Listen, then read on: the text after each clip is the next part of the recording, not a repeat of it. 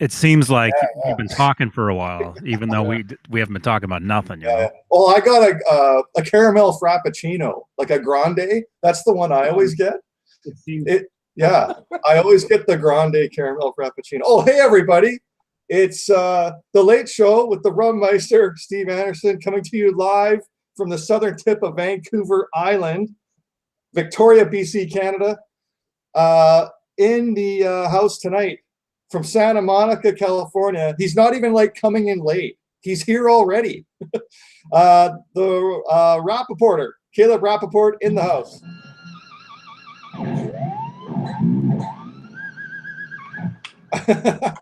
Let me tell you guys, you know, like Caleb's been posting stuff, like he's full on rehearsing with his Nerd Halen band now. I've heard more solos of old Van Halen songs than I've heard in a long time, like all within a span of like 2 weeks. And there it is. See, the man that's coming quickly here with a rum drink from South Carolina, Jay Hannon. He'll be here shortly. And from Santa Monica, California, master of the house, ruler of the show. Get rocking, everybody. Johnny Beane.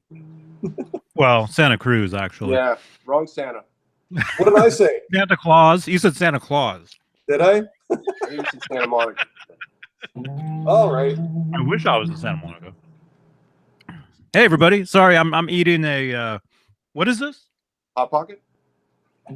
Patty melt. But it's turkey. A turkey patty melt. Oh, chicken. A chicken patty melt. That's good. It's yeah, July 27th, 2018. It's 9:17 Pacific, and that means it's 12:17 Eastern. And our friend Jay Hannon, who's a real trooper, he's always here past midnight his time. He's with us this week. And in the house, Jason Wade, Dry Heat 480. Awesome. Thanks for being here. Little David Stratocaster Ennis in the house. John BL 5150. Poof! In the house. Fender Guru, all the way from New Zealand, because we're international. He's in the house. We got Mark Taylor. Connor Johnson. Hey, Connor. I helped. How's your build going, Connor? You got to give us an update, buddy. I helped Connor do his whole Kramer 5150 build. Yes. I think he got a lock body and a Musicraft neck, and so I'd like to see where he's at. I helped him out even with paint and stuff, but I don't know if he went my way or if he went for the Duplicolor or not. Vinny Romano in the house. Gem Glam. I don't know if I've seen that name before. Welcome. What else we got? Yeah, it covers most of them right now. Thanks for being here, everybody. We got 18 watching, 6 thumbs up. If you haven't hit this thumbs up, we really like the thumbs up. I think Caleb might be doing that right now. I did. See? I'm thumbs up number 6. Yeah, yeah. Or 7. Yeah. Yeah. We got a guy, Dave R. has shown up. I haven't seen Dave R. before. And I understand Johnny, on Johnny's show, like some guys, they've seen the names before. I'm just talking, like I've been here sort of since sort of December.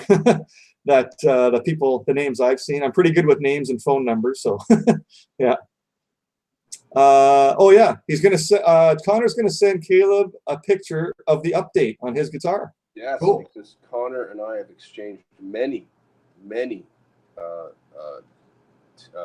instant messages on Instagram about the 5150 build. Wow. So I'm looking forward to Connor's version. Yeah, because I think I was the first guy he was going to, and I'm glad that he got a second opinion. Always smart to do that. It's like you know, getting a bid on a job or something. Who's gonna give the best info? I get it. Oh, I would assume that would be Steve. Steve made a much more true to form 5150 than I did. No, Dave R says no, first timer. Awesome, Dave. Thanks for being here. So, Dave, just so you know, this is the late show. This is every Friday, usually between 9 and 9:30. We come on. We're on here for like most of the night, 4 hours. But normally in the week, Johnny does a show Tuesdays at 5 Pacific, and Friday, like earlier tonight, there was one at 5 Pacific, or just a little bit after the hour. So it's sort of normally 3 shows a week. Amanda Coombs, wow. She says, "Hey, Johnny, actually caught something, and I can't even stay long." Oh, okay, no problem. People are in. She thinks they think you're Johnny, Steve. Oh no, I'm not. Hey, Amanda, good to see you. Johnny eats dinner for about an hour, and then he'll come in. You'll see his face. And hey, Dave R, good to see you too, man. He says he found us through Ben and Cheddar. Yeah, awesome. That's cool. Yeah, thank you everybody for jumping in. Yeah, sorry, I'm usually I have my dinner just off camera, but I'm here. I'm here. Yeah, and Matthew Stewart. Yeah, Matthew Stewart. My leg. Yeah, my ankle. I've been back to work. I just finished my 2nd week, and yeah, I'm ready to full-on hike a mountain actually tomorrow. A big hike up a mountain and back. So that's my next phase of physio. I'm not going to pay physio like $50 2 or 3 times a week to do physio when I know the deal. I've been through soccer injuries before. So hiking mountains and cycling, I alternate the days. So that'll get me back to normal. I know the game. Yeah. Dave R says his cherry has been popped. First one here. First time here. Congratulations. Yeah. Okay, Caleb, give us an update, buddy. Any more poker action the last week or so?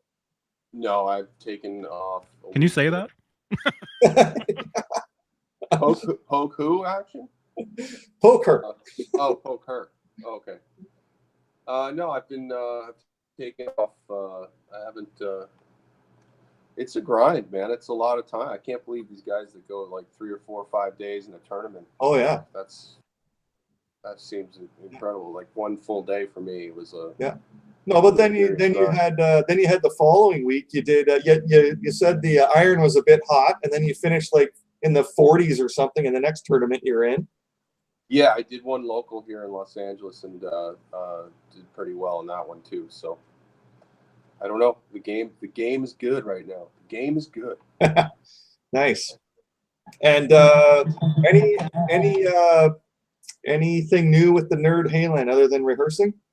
Just rehearsing and trying to with the 3-piece schedules. Yeah. That's a different story, but yeah, it's coming together. Right. And it's hard, man. People are flaky, and it's already starting, huh? It's already starting. It's really hard to get the LSD. People in the same room at the same time. So, how many Garys have you had to go through already? Gary's grown.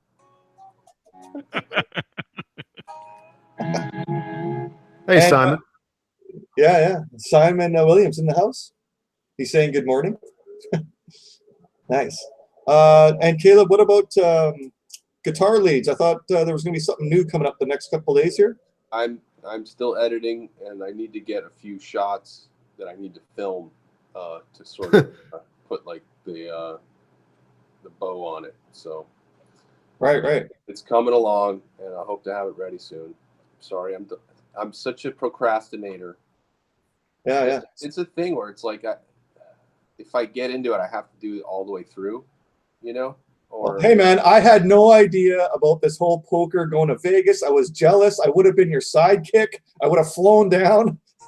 All of a sudden, he's driving out to Vegas in a poker tournament. I had no idea. Next time, let's do it. Yeah, that would have been awesome. You could stake me.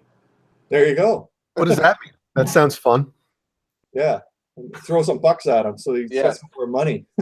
Yeah, he could be the money man, and I can split it with him, whatever I win. So in the chat here, we have Dave R. Dave R is trying to decide on his next guitar build project. Yeah, Dave, a few of us, Caleb included, right there, the guitar he's holding, that's a build. The Chemtrails guitar, the blue one on the wall next to Caleb, that's a build. The one over his right shoulder is another build that he did, and I've done a couple builds. So, you can fire away, Dave, in the chat here, questions you have of builds. Most of the necks we get are from a company called Musicraft. It's MUSIKRAFT.com. Good thing there's no quiz later, huh? Yeah, Musicraft. They're from New Jersey, and yeah, you can get those. It's the banana, sort of like this, the banana headstock necks, like on Eddie Van Halen's Kramer guitars in the '80s. That's what the Musicraft necks that everyone loves to get. And yeah, they have bodies you can get as well, like a Kramer Pacer body. I've done a build with one of those. Caleb has another company. What do you got, Caleb? K&E? Do you have a body that's K&E? This is a K&E body. It's there you go. A company right near me here in Southern California called Oxnard, California. And they make this body, and I'm happy with it. But I did get the neck from Musicraft. The body took a week. The neck took 8 weeks. So yeah. But yeah. Yeah. And unfinished, by the way, unfinished. You can see it's already getting its wear. Oh yeah. Oh, it's dirt from my dirty. It's not wear, it's dirt. So. Yeah, Greg M. If you're looking for screws to mount the pickup, Home Depot, 4-40 by 3/8. That's the screws I use to put a pickup in. So yeah, just Home Depot, and I'm in Canada, of course. I don't know where you are, but I'm in Canada, so the UPC code's not going to match. It's a construction code thing. The United States and Canada, they have different UPCs, even though it's the same company, Home Depot. Yeah. Anyway. Machine screw? Mine's yeah, 4-sided, like a Robertson bit would screw it in. Yeah. Oh. I mean, you would know more than me on that. I would think wood screw, but obviously I've never built a guitar, so I have no idea. Yeah, it doesn't matter, Jay. Either will work. Gotcha. Whether it's wood or metal. Jason Wade left me something in the Discord. Whoa, Discord? Yours is sharper than mine. Ah.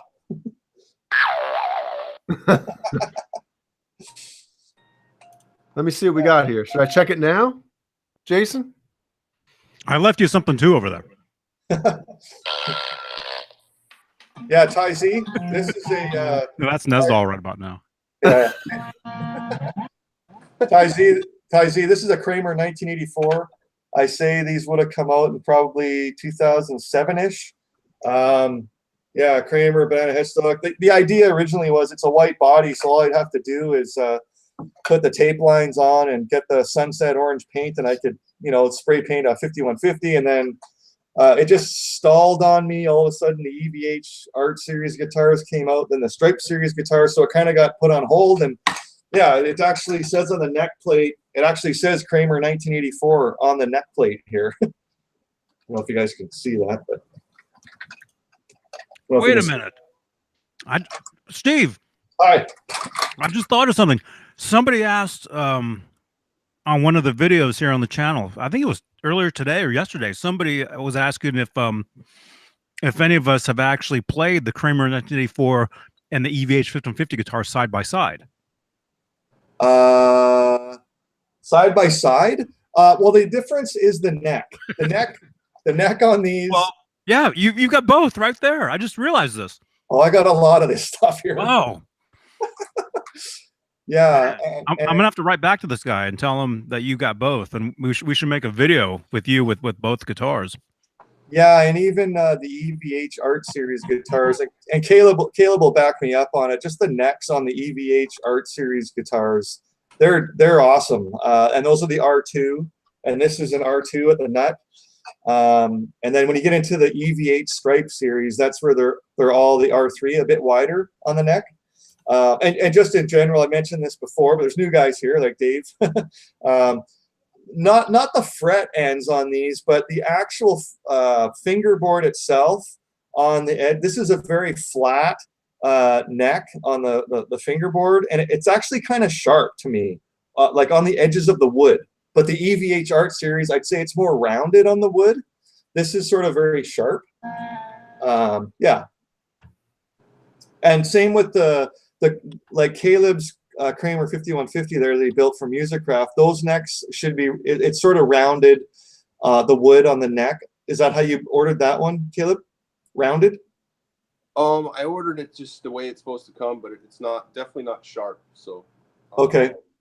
But yeah, you can have it rounded, like it's a feature in there. You can have it more rounded if you want. Yeah, it's called I think it's called semi-rolled. What they call that. Yeah. What, We got vintage sounds in the house. What? Sorry. Jason Wade left the video for Lick It Up in the it's such a creepy video. Dude, they're like eating stuff. It's gross. Just walking around the street. But they're eating and being fed stuff by chicks. And, it's gross. Oh yeah. Watching those guys eat. Oh. Yeah. But these guitars sound great. Steve doesn't want. Steve, wait a minute. Speaking of KISS, don't you have like an entire? Yeah, I was trying. That was a good segue, Steve. You could have walked right into that one. I gotta get through last week's homework. Hold on. Oh. Yeah. It's craziness in here. It's a nut house. Isn't that an Anthrax song, Jake? Madhouse, yeah. It's a madhouse.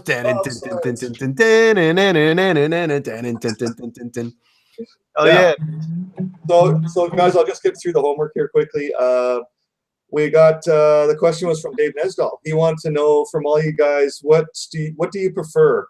Do you prefer a Fender Strat style guitar, Telecaster style, or a Les Paul style guitar?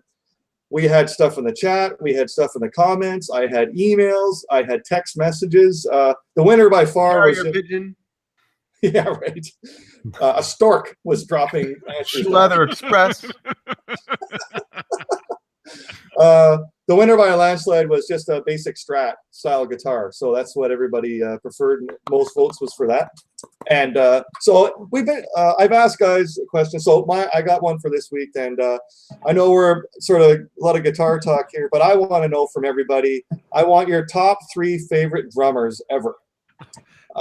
So jot down your 3 and let us know in the chat or in the comments and usual emails, texting your top 3 favorite drummers. Because I have a gig tomorrow night with the guys I jam with, the guys I play with. We call ourselves Turbulence. There's 4 guitar players, a drummer. Iron Maiden plus 1. Yeah, it's pretty cool, man. We all take, we take turns singing, and it's just a sort of a round table. We start at 7 at night till 11, play electric in this garage. The whole community, people like up the street, people bring their dogs and everything. We're in a garage. We open the garage door. This sounds insane. Yeah, the backyard's full of people, and the thing is, do you guys have this? Isn't the backyard on the opposite side as the garage? It's beside the garage. Yeah. Okay, so in Canada, it's different. Yeah. So, anyways, and then people just show up. One guy shows up with like a ukulele or a banjo, and they join the jam. A guy showed up with a box. He sat on the box and drummed on the box. But where's the car hold? Yeah, right. Okay, that's Canadian garage. Anyway, go ahead. So we How was this thing? Yeah, so that's tomorrow night, and then at 11 o'clock, that's kind of the curfew for the city here. Is 11 o'clock. You gotta sort of bring the noise down. You can't be partying out in the yard. So let me just take the party inside and then play it. Oh my God, here he goes. Yeah. I have no idea how to play this thing. No idea. Great.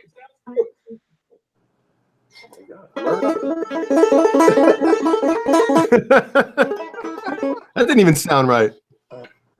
I don't even know. It's probably not in tune either.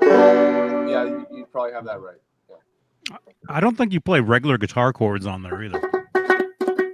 No, I don't think so. Wait. No, hell no. It doesn't work at all. Almost. Learn You almost on got it. YouTube. Learn on YouTube?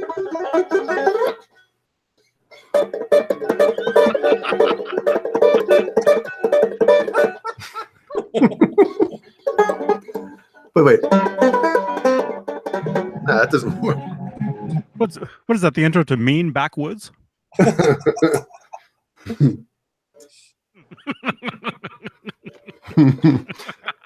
Got a real pretty mouth. It's weird. It's like, because you got 5 strings. You got 5 strings to pick. But when you're looking down here, there's 4, and the low string, which is the high string, doesn't start till here. It's just very weird, man. I don't know how anybody learns to play this crap, especially if you're playing a guitar, you know?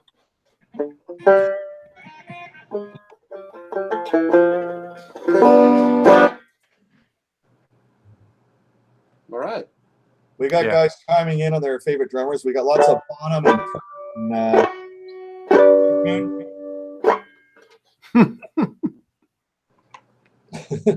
okay, Jay, what's the history of that instrument? I have no idea. I know that my wife's friend was visiting, and she brought this because, you know, she's like, oh, Jay plays guitar, I'll bring him a banjo. And she left it here, and it's still here. So, wow. Yeah. But I have no idea how to play this thing.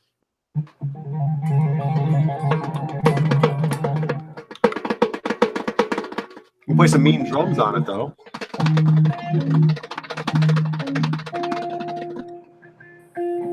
Ugh. And here's John BL always fills us in with his Wikipedia answers. Here we go. The modern banjo derives from instruments that had been used in the Caribbean since the 17th century by enslaved people taken from West Africa. Wow.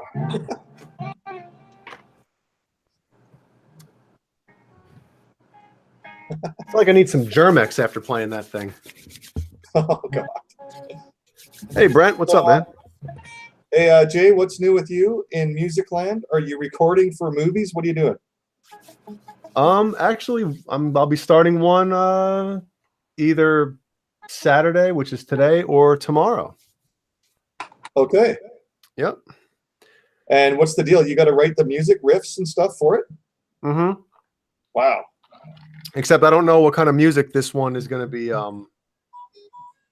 needing. I talked to the editor 2 days ago, and he's just going to send me what he does is he sends the trailer, and he puts music over top of it that he thinks fits, right? Right. And then I have to basically listen to it and rewrite it, you know, almost something that kind of sounds like it, but it isn't. So in the same kind of feel and the same tempo, because tempo is very important, because, you know, when a movie or a trailer or a movie editor is making a trailer for a movie, you know, when you watch a trailer, like a lot of the music, you know, certain spots, like, you know, a beat or something will hit when someone's getting punched or something blows up, right? So he has to put stuff so those certain spots have something happening. So I have to come up with stuff that, you know, same tempo and kind of the same feel. Like if he sends me a heavy metal song, I have to kind of come up with something that fits the same. Oh, let me ask a question there. Are they pre-editing to a tempo? The editor is, yeah. He is. Well, the editor will, you know, he gets all the footage and he'll put the trailer together. Oh, man, I wish I could explain this better. But I mean, it would make it a lot easier if there was an agreed upon tempo, right? That he was editing to, and then it would be so much easier for you to make. Oh, it's so much easier for me that way. Yeah, because he'll, like I said, he'll pull songs out, you know, real songs. You know what I mean? Yeah. And put them to the trailer.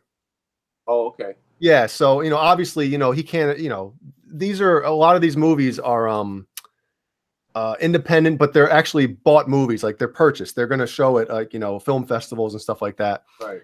But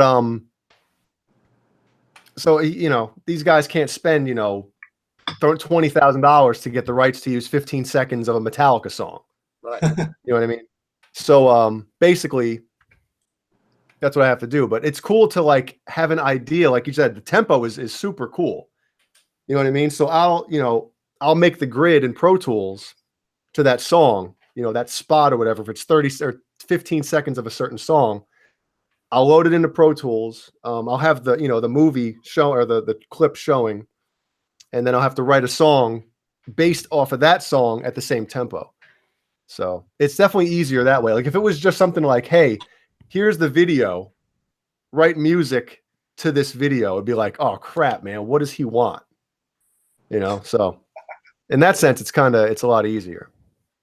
No, but I like the idea that if he puts music to it, and the first time you're watching it, and there's music there, and you're thinking to yourself, yeah, okay, that doesn't work, then because you're gonna have to rewrite it anyways, right? Or put the music on there. So, well, I mean, at the point I'm at right now, I don't really have that much pull where I can't. I mean, I'm sure I could call him and say, hey, man, that it's not really. But this guy, he kind of knows what he wants. Like that's the thing. An editor will get something. Hey, you know, the director will call or will tell the editor, make a trailer, and the editor will basically make the trailer with the music that he wants, that the style of music that he wants for that spot.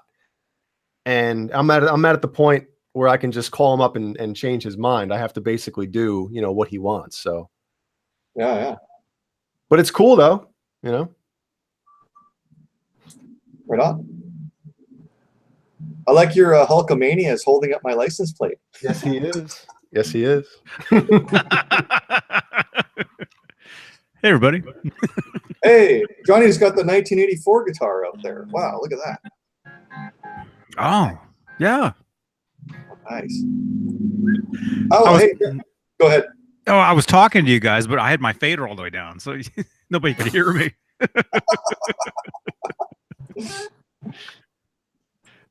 Hey, Johnny, how hot is it in California right now? Or Caleb too, I guess. Yeah. It depends on where you are. Okay. I know it's been pretty warm down where Caleb is. Yes, it has. And up here, further north of here, there's been fires. Five. Oh, wow. So it's been pretty warm lately. Yeah. Sort of. Yeah. We got sorry guys in the chat here, Romeo Delight. Question for the chat. Anyone have any experience with Ibanez RG 550 or 570 guitars? Well, I have an RG 750. You have a 750? Yes. I thought it was a 550. No. Oh wow. I'll get it. You guys talk amongst yourselves. Well, I see Jamal Valencia asked if anybody likes The Cure. I'm not a Cure fan, but I will tell you this. The Cure or what? What's with you and Nesdo with the dad jokes tonight? Oh. Huh? Yeah, so yeah, you're what? Huh? I'll tell you guys my Cure story after Jay. Well, mine might be cooler than yours, so you might want to tell yours first. Hey, I have no Cure story, so go ahead. I wish I didn't either. Oh, Steve's back. One of us better tell. Hold on. All right. I'll go. So back in it was probably not either 96 or 97. The Cure was playing in Albany, New York at, you know, it might have been the Pepsi Arena then, or maybe it was about to be the Pepsi Arena, whatever. So the local record store, the Coke Coliseum, strawberries or coconuts, whatever it was, in Newburgh, New York, had a special going, a contest, what have you. I never used that, but it was funny to say it in that sense. Like you get backstage tickets, you get to watch sound check, and you get to meet the band, right? So one of my buddies who I went to high school with was working. He worked at the Strawberries. So my singer at the time in my band, he was a huge Cure fan. I could care less, you know? So he was like, yo, I'm going to, you know, fill out the form and drop it in the thing. So Matt, who was my singer at the time, put the thing in. My buddy Ian, who worked there, goes, oh, let's see who wins the contest. He reaches in and pulls out the card. Hey, you guys win. So we got to go to sound check. We got to meet them backstage. And what's the singer's name? Robert Smith. Robert Smith. I'm telling you something right now. How could you forget that name? Okay, go ahead. Yeah, I know. It's such a common name. Come on, Bob. Bob Smith. Bob Robert, yeah. So anyway, I could care less who they were and what all this stuff. So backstage, Robert Smith is taking pictures with a bunch of fans, and he's doing this whole like timid, like kind of smiling, doing this thing against the wall, like not really wanting to do it, but he's doing it. And I was just like, look at this guy, man. I just thought he was a big phony, but that's my opinion. And we left probably 45 minutes after they started playing. I'm not saying they're not good. I'm not a fan. I never have been. And you think sometimes you go to see a band in concert and you're like, oh, they're pretty good. No, I left feeling the exact same way that I went to the show. Didn't like it. And seeing him do all this timid crap against the wall, I don't want to take pictures. That turned me off. Mm-hmm. Bob Smith. Okay, who has the next Cure story? Johnny, you had a Cure story? I do. And Jay, what year was your Cure story? Probably 96 or 97. 97. Okay. We saw them on the same tour. I saw them in 97. Well, in San Jose. That must be it. I saw them in concert 1997. And unlike what Jay just said, they were amazing. It was one of the best shows I'd ever seen. Wow. It was incredible. Amazing. But do you like them? Yeah. Well, yeah, I mean, my sister was a big fan of theirs. And her friend was a big fan. So basically, I just kind of tagged along, with them. But no, I've always dug, like I was saying earlier, I listened to everything, even though Nesdal, yeah, you guys were like, nah,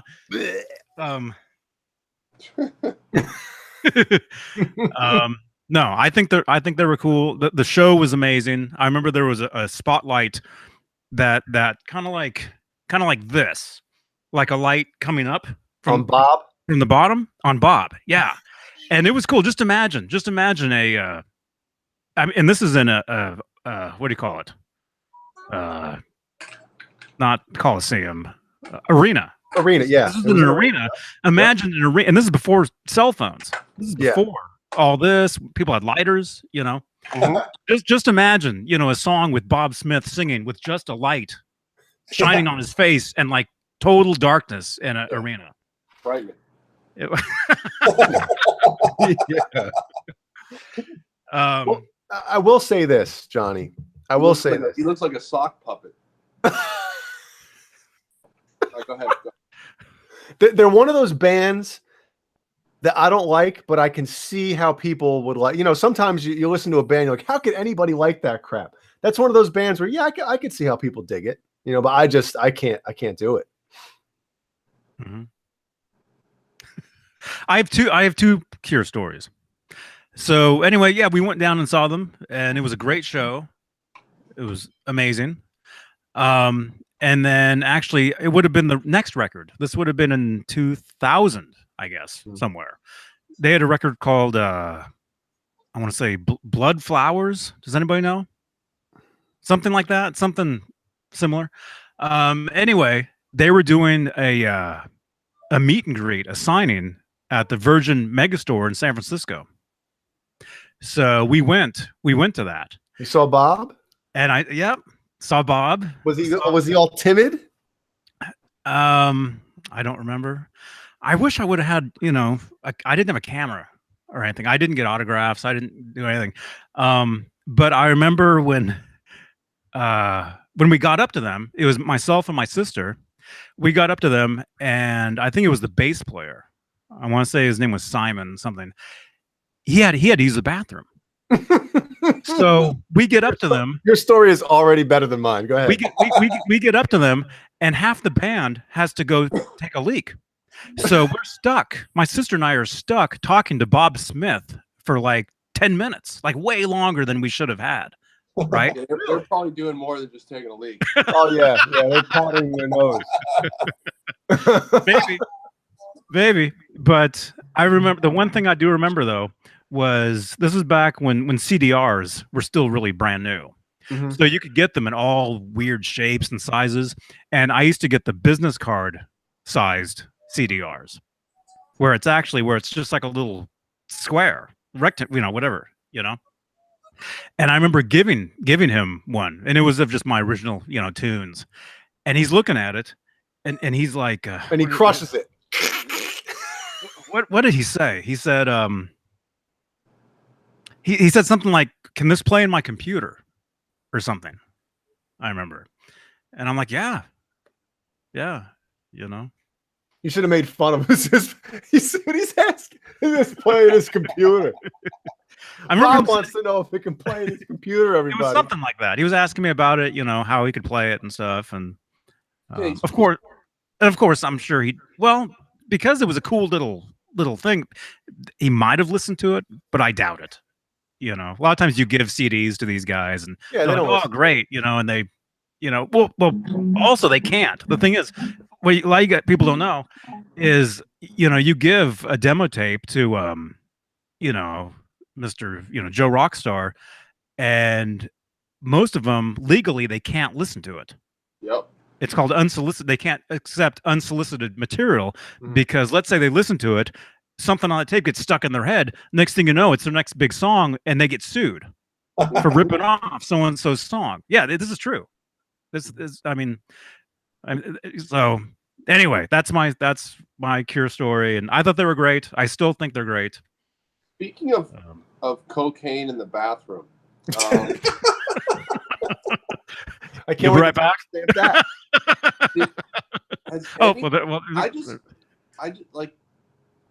I learned something brand new from a Van Halen song that I never heard in the past, and I'm wondering if anybody else has heard this. In the middle of Somebody Get Me a Doctor, you can hear someone snorting a line. Has anyone ever heard that?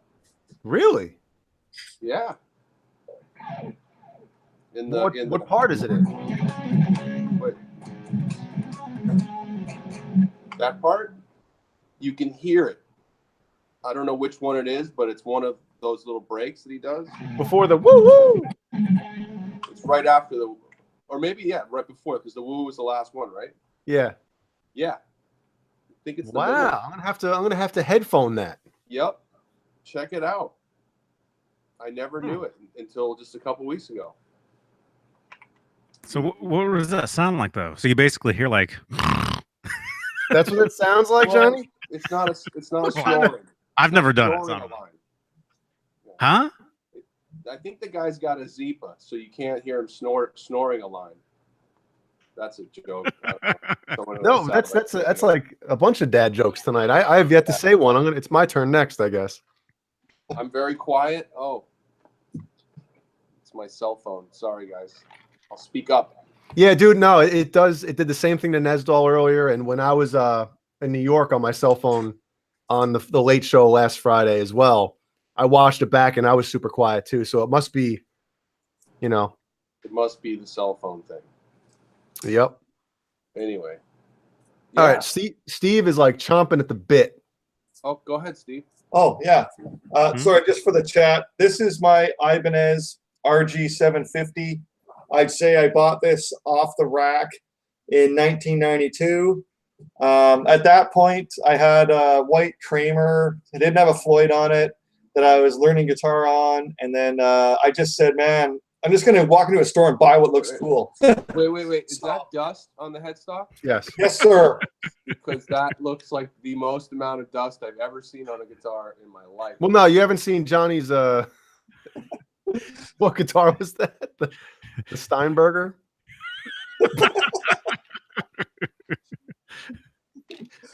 Yeah. What like somebody was like putting up drywall and Johnny had the guitar in the middle of the floor and they were sanding the walls and he just left it there. I thought you were going to say that that's cocaine on his headstock. Oh, that's the guitar they use. Huh? And Steve, if you ever get rid of that guitar and you don't ask me first, I'll be highly upset because I want it. Yeah. And just so everybody knows, the stickers on this is the Red Rocker, Sammy Hagar's clothing line in the early 90s. That's the sticker. Like if you bought a shirt or a pair of his flannel shorts, that's the sticker that came with it. So you bought 5 Sammy Hagar clothing items? Oh, more than that. Really? Do you still have them? Yes. Oh, you gotta wear some of the next Friday. All right. Yes. Oh, go. It's a long show. You can show. Yeah. You can model for us. Let's go. Strike a pose. Yeah. So Outfit changes. The show is so long, we change outfits. By the way, Jay, Steve heard you about passing that guitar along to you, I think. So. Wait, say that again? Yeah. He heard you about passing that guitar along to you. Yeah. One day it'll show up at your house in a box. No, well, no, I'd prefer to buy it from you. Oh man. Yeah, it had 5 the 5-way pickup switch, the 2 the humbucker at the bridge and humbucker at the neck, and a single coil in the middle. I just looked at that and said, okay, well, I'm gonna have tons of options with this. And then just for me, everybody, Jay loves thin necks, but this neck thing, now, man, yeah, it's so thin, this neck, and flat. It's just, yeah, it's not for me. And wide, because I like Fender Strat style necks, sort of R2 1 5/8 at the nut. That fits me perfectly. So yeah, you learn as you go. So yeah. Oh, John B. else is speeding down that line. Is that where he is that where the sound is? At 118. All right, I gotta go listen to it. Awesome. Spotify. Let me see what you got here.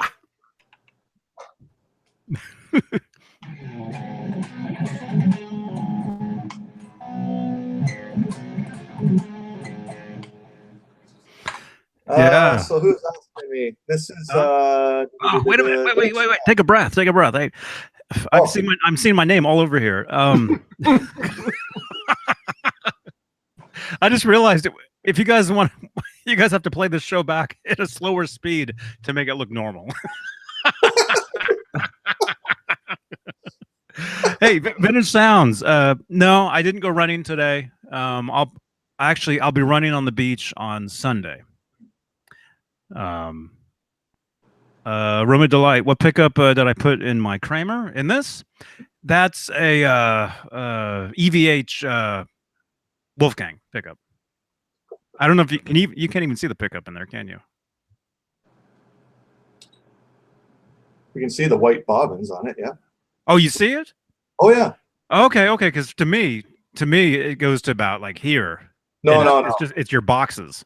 And Johnny, that came out of the side, huh? your old Stripes guitar or Circles guitar, right?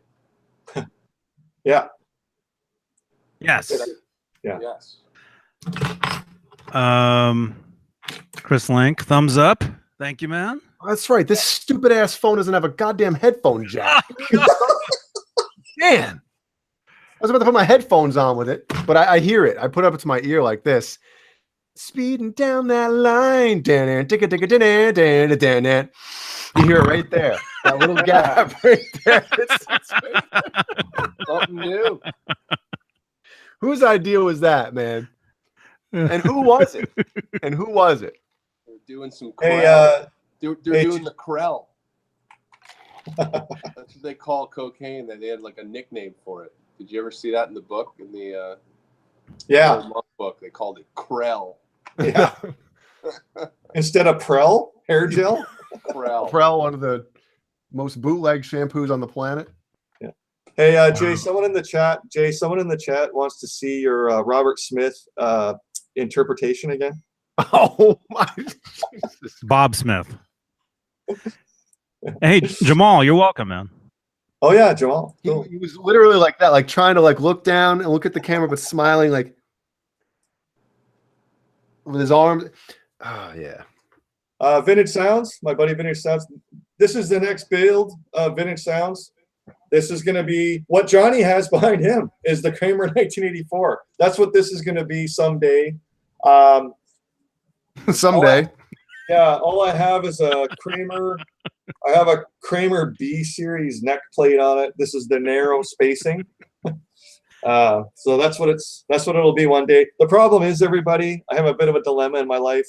I have a condo downtown in Victoria here that the first thing I ever bought. I wasn't allowed to leave home and rent. I had to buy something, or my dad would have disowned me, basically. So I bought my first condo downtown here and paid it off as fast as I could, and been renting it out. But all of a sudden, they're replacing the elevator.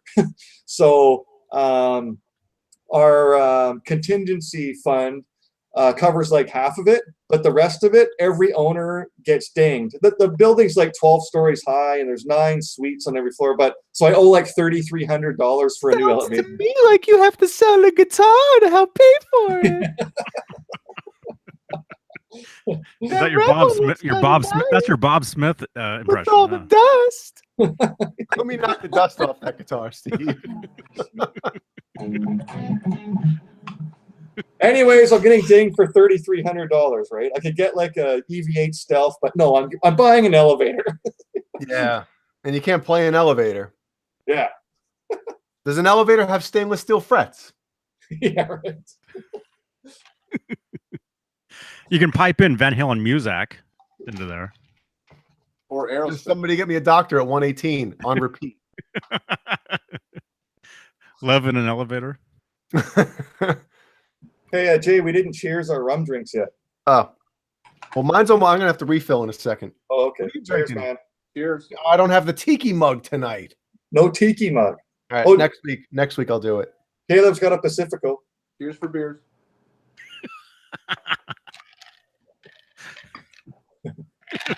And Johnny's being Bob Smith with his beer. He's not showing it. He's very timid with his beer tonight. He's got an endorsement deal with MULLY. Hey, this is the cure, you guys. That's empty. That's how I felt when I left that concert. It's like, crap, I have to drive home now? Man, actually, really quickly, Steve. Yes, sir. A friend of mine was working as an usher for Bay Area concerts this is in the late 90s. So I went on, well, speaking of singers, she was a singer in one of my bands at the time. And wow. so I tagged along with her and was an usher at a couple different shows. Usher.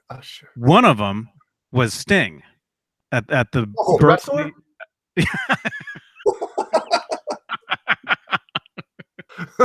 Yeah.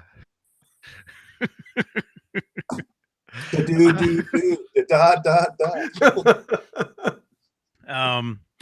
would have been so awesome. And this was in 1999. And so if you guys remember the album Sting had at the time, it was the one with what was it called? With the other guy singing? Desert. It was a big song. It was a huge song. I want to say Desert Rose, but I don't know if that's Eric Johnson. Oh. And that wasn't 80. That wasn't 99. That was 80. Somebody knows. What 90. Desert Rose? Amanda, thank you. Yeah, it What? was Desert Rose. Yeah. It was a huge song. It was Sting, and then he had another guy that sang another part of it. If you guys heard it, you guys would all know So it. not the Eric Johnson version. Nah. Oh. No, not the same at all. Thank you, Jason. Anyway, even though I love Sting, I love the Police, I walked out of that show. Oh, Really? Because I was falling asleep. Yeah. Sting solo just isn't. that's amazing. Wow. Although Sting played with Peter Gabriel last year, they did like 2 songs on, 2 songs off kind of thing, and Oh, they swapped? yeah, that would have been a great show. Huh. I didn't see it, but that seemed like a pretty good bill. So Mm-hmm. same band, and then they played together and did some stuff. Yeah, Mm-hmm. cool. Good idea. Mm-hmm. Yeah, that's right, Jason. Sheb? Is it Sheb? Mammy. Something like that, yeah. You guys, if you guys heard the song, you would know it. I think it was actually used for like car commercials and stuff, you know. Oh, cool. But is it a Dream of Rain one? The Dream Yes. of Rain, Yeah, that's it, yeah. That one? Okay. yeah, yeah. Or in the video, Sting's like in the back of a car or something. Anyway, I left that show, even though I got in for free, you know, acting as an usher, you know, helping people to their seats and stuff. I left that show. Another show that we did was Offspring. Oh, cool. This is at the Berkeley, the Greek Theater, which is an outdoors. I want to say it was what is it? Offspring. I want to say the Dickies. Is that the or just Dickies? And another band, which I've actually gotten to know the bass player over the years, although I didn't know him then, a band called Lit. Cool. If you guys remember a band called Lit. Mm-hmm. Yes, I remember. And we found out, or I found out that the bass player to that band, I ran it. He found me at the NAMM show a couple of years ago. I was standing there with our friend Gerd, and he comes up to us, and he's like, "I wake up every morning, and the first two Instagram profiles I check are your two guys's." It was pretty cool. Yeah. Hey, Yeah. Johnny, any messages? Any messages from Captain Smith tonight? I haven't seen.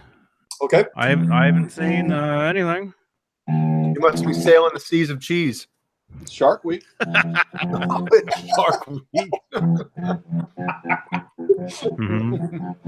Speaking of the seas of cheese, another show that I saw at the Berkeley Greek Theater was Oysterhead. Well, Oysterhead, which was Stuart Copeland on drums, the guitar player from Fish, and Les Claypool on vocal and bass. Yeah. Wow. You walked out at what point? No, I wanted to go to that. I wanted to go to that show.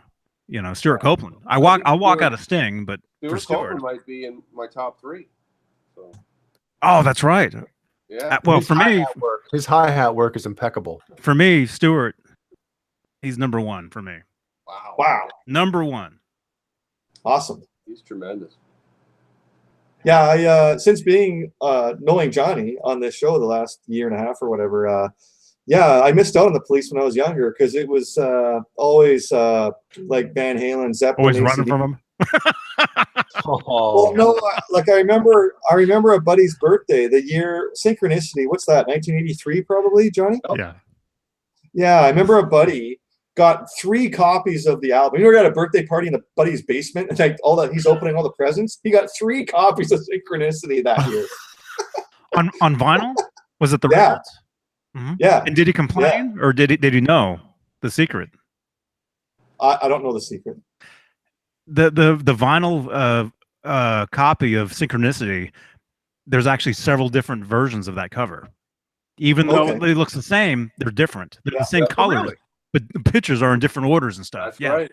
That's right. And there's actually a black and white version, which I actually have. Oh, Wow. Of course. Yeah. Wow. I saw that tour. Oh, really? Wow. Yeah. Simon Williams, that's a great question. He said he asks at a horse racing track. They played Hollywood Park in LA. So they played against the grandstand, like right across the track. So it was the floor of the concert was the track basically. That part. And then there was the grandstand, and it was amazing. That was I think the Fix in Berlin. Oh, Berlin. And Thompson Twins, I think. Oh, that was the bill. And I thought the Fix was cool. There's 3 of them though. Yeah. Should have been the Thompson triplets. It was great. Or was there 4 of them? That was a great show. Man. Great. So Simon Williams asks, what gigs have you walked out of? I've been thrown out of a gig. Ooh, that's actually probably a better story. Yes, it is. Uh-oh. We were at the Vancouver Coliseum, and a bunch of us decided, you know, the glass doors, like a corner of the building where there's no real security around, and if you pull hard enough, those doors are going to come open. So we didn't have tickets. So yeah, we just reefed on the doors till they opened and ran into the U2 Zoo TV tour. And my buddy like body checked a girl like right where the stairs are to go like into the stands, basically. Like body checked this girl on the way, ran down there. Of course, me, I took a bad right turn and got caught behind some people. And then I turned around, I saw a security guard coming my way. And I tried to weasel my way around. I was stuck, and he just grabbed me and threw me against the doors and chucked me out of the Vancouver Coliseum. That's my story. Wait, who were you seeing? U2, the Zoo TV tour. Oh, Man, Yeah. that's one band I wouldn't mess with, the security. You would think U2, I mean, their security team has to be huge. But that's at least 20 years ago, like maybe 25 years ago. Yeah. I think that was 97. Oh, really? 95 to 97 somewhere, yeah. So 21 years or 22, yeah.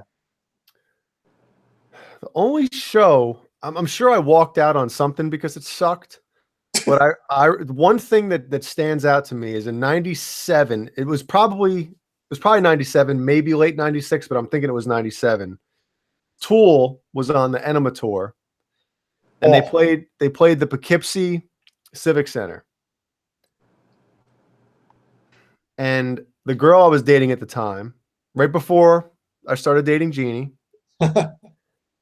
she didn't feel well. And I had to leave in the middle of Tool's set. And this is the time when, like, you know, in my opinion, like that is when that's Tool's greatest album. Yeah, Like, I remember seeing that show and like, oh my God, this is the coolest thing I've ever seen in my life. It was amazing. And all of a sudden, I don't feel well. I'm like, I wanted to, if I could turn back time, man, I would have said, go ahead, leave. I'm staying for this because this is amazing. And I still regret it, man, not staying for that whole concert. It was friggin' awesome. That was the album that had the song Schism on it. Jay? What? What country do you live in? There's a song that Tool has I like called Schism. Schism? Yeah. I actually don't think so.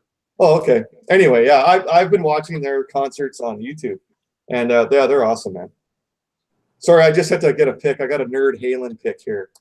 That Caleb I sent me. still don't have one. Caleb, man, you got on those t-shirts, you got to put a pocket protector on the nerd jumping. Oh yeah. Oh, hey, Caleb, nice job on the new logo for JB with the VH font. You saw that? Yes. Steve. Top secret. It's the Late Show. Anything goes. Yeah, I drew that up in 5 minutes. Yeah, I know. 7 minutes after the show stops, bang, it's up there.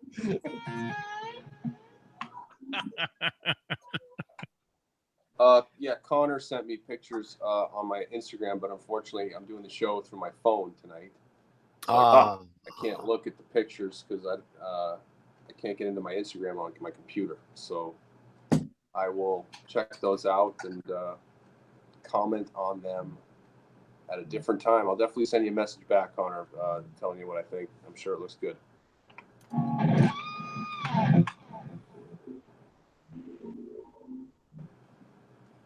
Cool. Hey, Caleb, when I'm down in Cabo San Lucas and we get a case of beer to take back to the hotel room, it actually comes in a brown box with 2 white straps around it, but a case is 20 beers. What is it at the liquor stores down in Santa Monica?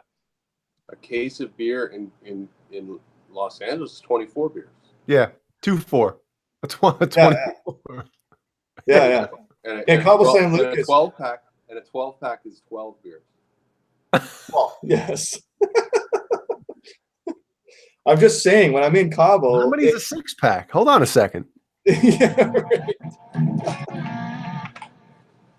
It was one of the things I liked about Cabo the most. Every time I go down there, I always go to the liquor store and I grab the 2-strap case that has 20 beers. It's 4 beers and 5 rows, 20. Yeah. Fender Awesome. Guru, I can't play the intro to Mean Street. You got to get Jay to do that. That's like all right. So if I play the intro, you want to play the part? Well, we're tuned differently. yeah. That doesn't matter. I've done it all the time with you, Jay.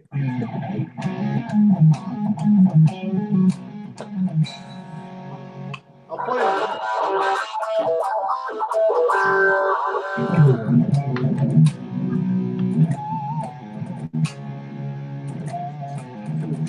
Whoops. Oh my God, this thing is not in tune at all.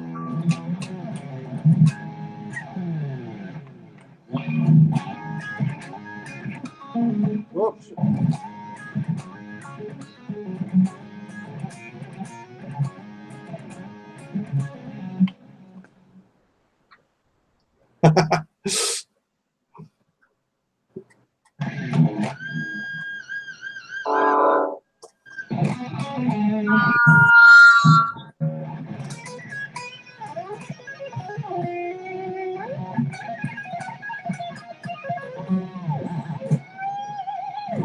Something like that. Nice. So when's your next jam with the Nerd Halen boys, Caleb? Monday night. Nice. Yes. Are you you're jamming in the same place as last time? Yeah. How many members do you have now? We are 3. Mm-hmm. If you add any more, you're gonna have to change the name to Herd Halen. Oh, that's Nesdall grade joking right there.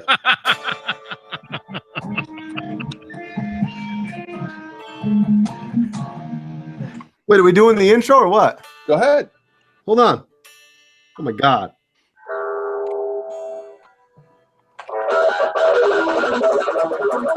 So anybody out there, I've said this on the show before, but that intro to Mean Street, it's so much easier to play it on a guitar with crappy action because you don't get a lot of like string noise and string bleed and stuff like that. Hold on, can you guys hear this? Is that coming through at all, or do I gotta turn it up? It's cool. I'm turning it up. Hey, Sean Zimmerman. How many people have walked out of this show tonight? Yeah, right. No way, man. The numbers keep going up. We're up to 43 now. Too loud? All right, I'm gonna try this. All right, Caleb. After I do this, you got to play. Okay. I don't have a bar though. Hold on. I just happen to have one laying right here.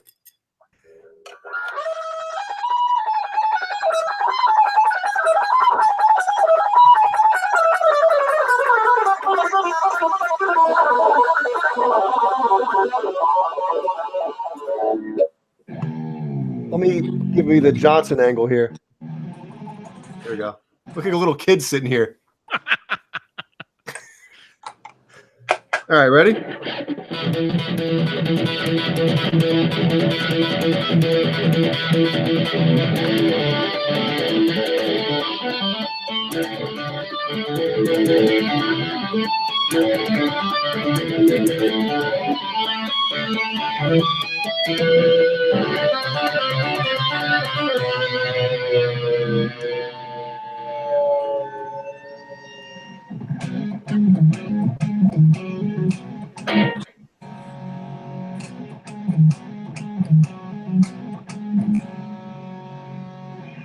There you go.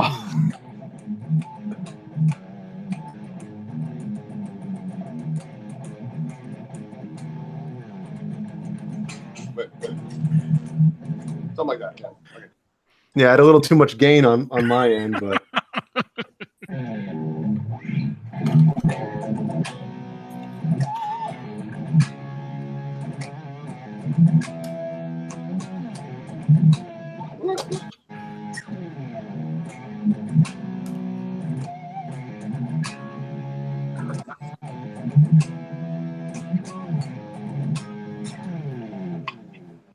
Man.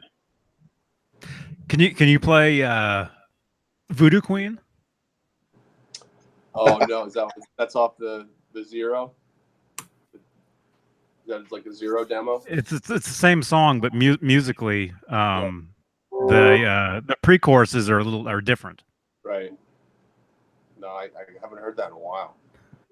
R2, R3, guitars underwater. Yeah, yeah. That's what sucks about that. Yeah.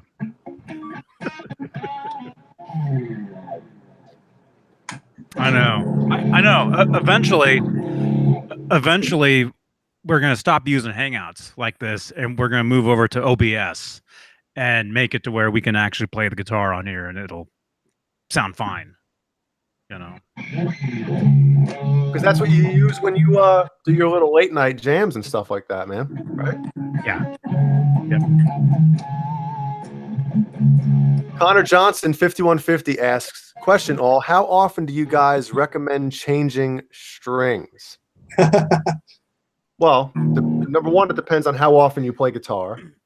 I mean, if they still sound you know, bright, yeah, Guitar Guru Network as infrequently as possible. That's the thing, man. The strings on that bad boy, I changed them when I got it. I haven't changed them yet. They need to be changed, but I mean, I'm not at this point. I'm not doing anything with that guitar that really needs new strings. Wow. That's like me. Like whenever I have a show coming up, like tomorrow night. Yeah. And a couple of days ago, I replaced the strings so I can work them in a bit, and then it's ready for the show. Saturday, tomorrow night, I have the gig. So yeah, I've just been rehearsing my last few nights. So yeah, they'll be fine for Saturday. Yeah. I would change them 3 days before you have to do something important. There you go. That's my rule. 3 days before, so at least they got time to settle. Are you talking about underwear or the strings? Yeah, no. Underwear 5 days before. I mean, I guess. I mean, when I used to play live, it was always 2 shows, then you change your strings, and I would change my strings a few hours before we would play that night. I mean, obviously you have to stretch them out, and it's easier when you have a locking nut on top. Mm-hmm. So I like playing on new strings personally. Well, for me, a week or two is still new strings. I mean, yeah, it really doesn't seem to be unless you're sweating on them like Johnny, because yeah. Yeah, I sweat nonstop, you guys. But yeah, that's his 3rd shirt that he's had on during this show right now, because he keeps sweating. He just keeps changing them. Johnny When he Beane says that I bought 1 shirt, he means he bought 3. JohnnyBeane.sweaty. His sweat TV.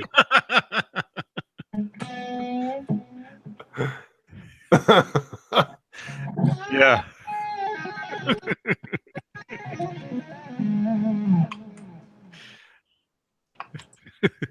Yeah, but hey, it's Connor, right? Connor, Yeah. I accepted your Facebook request today, I think. Yeah, Connor, send Johnny the pictures that you sent me. Yeah, I mean, it all depends on how often you play. If you have very acidic, whatever. Mm-hmm. If you had the brisket like Nesdal. Yeah, and I don't know how about you guys, but before I start playing guitar, I'll wash my hands. So I never do. I can tell.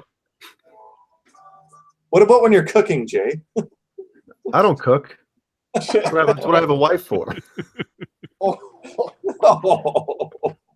Sorry, Jeannie. That's why I got married. She's sleeping, so she won't hear that. I can say it while she's not watching. Oh man, who was that? Is that the brisket that you didn't eat? Yeah, but yeah, Connor, it really depends, like what you're doing. Like if you're going to record, well, let's say if you're just, if you have a guitar, sitting on a stand, and you just play it every once in a while, it's fine. But if you're going to record, if you're going into the studio, I would change your strings. Yep. If you have a show coming up, I would change them, if you can, the night before, and rehearse with them, and the next day you'll be fine. Yeah. I can say that if I go forever without changing strings, and then I actually do, the guitar sounds 100 times better. It just does. It feels. It's way brighter. Yeah. It's alive. It's like alive again. So, you should always, change your strings when you feel like it's been a while. Just do it because your fingers will thank you, and your ears too. So.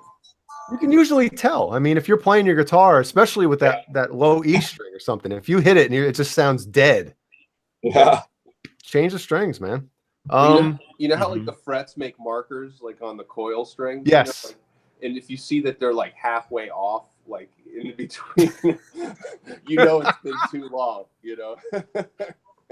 Like if you broke, like how many times have you broken a string on a Floyd and you just like cheat that thing back in, and oh yeah, and then you pull it, you'll loosen, you get a little more slack, and you're like, wow, look at that, just yeah. Yeah. You can see the fret stain on each thing. I used to do that all the time on my first Kramer guitar. Yeah. I would bring, that was a trick a friend of mine taught me, where you just, if you break a string, and what they're talking about is, let's say you break a string and you it always breaks the bridge, by the way. Always at the saddle, yeah. Saddle. Yeah. And you leave all the slack or all the string up on the top. So you might have like all the hanging out of the, what I'm saying? Where it's like 4 or 5 coils, and you can save the string like 3 or 4 times. Yeah, but what you want to do though is every time you change that string, meaning bring it back, and lock it back in, you want to clean your strings with like rubbing alcohol or some sort of something. You want to, but you don't. Yeah, you want to, but you're like, I'm not doing that. I'm too lazy to go into the medicine cabinet and get the alcohol. I'm gonna get a cotton ball. Come on. My strings would be totally black, you guys. I'm just trying to find the broken piece that fell out of the saddle so I don't step on it. Yeah. All right, cool, Connor. Connor sent me a message on Facebook. Awesome. Marco's Images says, Jay, what singles are in your humbucker single? I think he's referring to the LTD back there. Dude, those are the stock pickups in that guitar, and they're not good. So I have no idea what they are. And if I did, I wouldn't recommend putting them in anything. I'm not a huge expert on like single coil pickups. So one of the other guys might be probably Nesdal would be the guy to ask about. Well, Johnny likes P90s. Let's wake Dave up. Yeah, let's wake him up in Tejas. He has to be on an airplane tomorrow after eating that barbecue sandwich, but let's. Yeah. I feel bad for everybody on that plane, but for him, because he's going to be getting up with the stomach that's not going to be treating him right. He's going to be stuck on a plane for hours. And I swore that I thought he was saying that he sits in a wheelchair on the plane. Whoa. That's what I thought. That's what I thought he meant. No, he sits in one to get on the plane earlier, which is, I don't want to get into that. I don't want to. He fakes handicapness to get on the plane early. Well, I don't know. He'll never see this unless somebody. Did you see what I just said? Did you see what I just did? I took a drink of water instead of saying anything.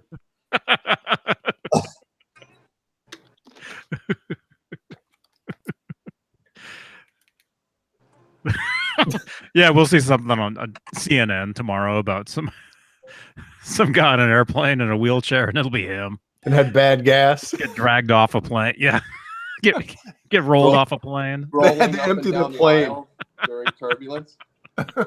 That's what I thought he meant. And I'm like, what I was saying, because I know he's eating that barbecue sandwich, which if you guys haven't seen a picture of it, we'll post a picture of it in the Discord. We'll do that. We'll do that. But what happened to the wake up call that he's supposed to eat healthier? oh, that never happens, man. Never. And we've Rob and I have gotten on him about that, you know, and no, that's something he's got to deal with. Yeah. But no, what I was thinking, how do you get into the, you know, you're gonna eat that sandwich, you're gonna have to use the bathroom on the plane at least a few times. You're gonna be in a wheelchair on the plane. How are you gonna get into that bathroom? Well, yeah, whenever I fly, I don't eat for like 12 hours before the flight, just in case. No. Just in case, man. Oh yeah, if you guys are in the you don't even have to say it anymore. Just ding it. I'll grab the picture that Dave texted to us of his sandwich, and I'll put it in there so you guys can see it. I mean, it looks good. Looks good. Well, when he said he was at a barbecue house, then it looked good to me. But before that, I was like, what the hell is he eating? Yes, Fender Guru, just in case you got to do poos. I'm going to go get a refill, boys. I'll be right back. Thanks. And then there were 3. And we haven't gotten to your KISS collection yet, man. It's sitting right beside me. The title of this video is all about Steve's KISS collection. And yeah, I know. I went to the vault, Johnny. I actually went downstairs to the vault and got a box of stuff. So, oh man. Yeah. Do you like KISS, Caleb? I like Dr. Love. I think I have that on my iPod or whatever. And Christine 16. I like that before I ever knew that Eddie Van Halen wrote it, which is pretty cool. So yeah. And a few other songs, but I've never like been a fan, like never gone to their shows or. Yeah, no, it was my first intro to what I'd call like heavier rock music when I was a kid. I was like 5 years old in 1976, and I was at my cousin's house, and he took me down the street to a friend of his, and I walked into his buddy's like bedroom, and I remember the song was a song called "Shout It Out Loud," which is off their fourth. I like record. that one. I like that one, man. It's off the fourth record.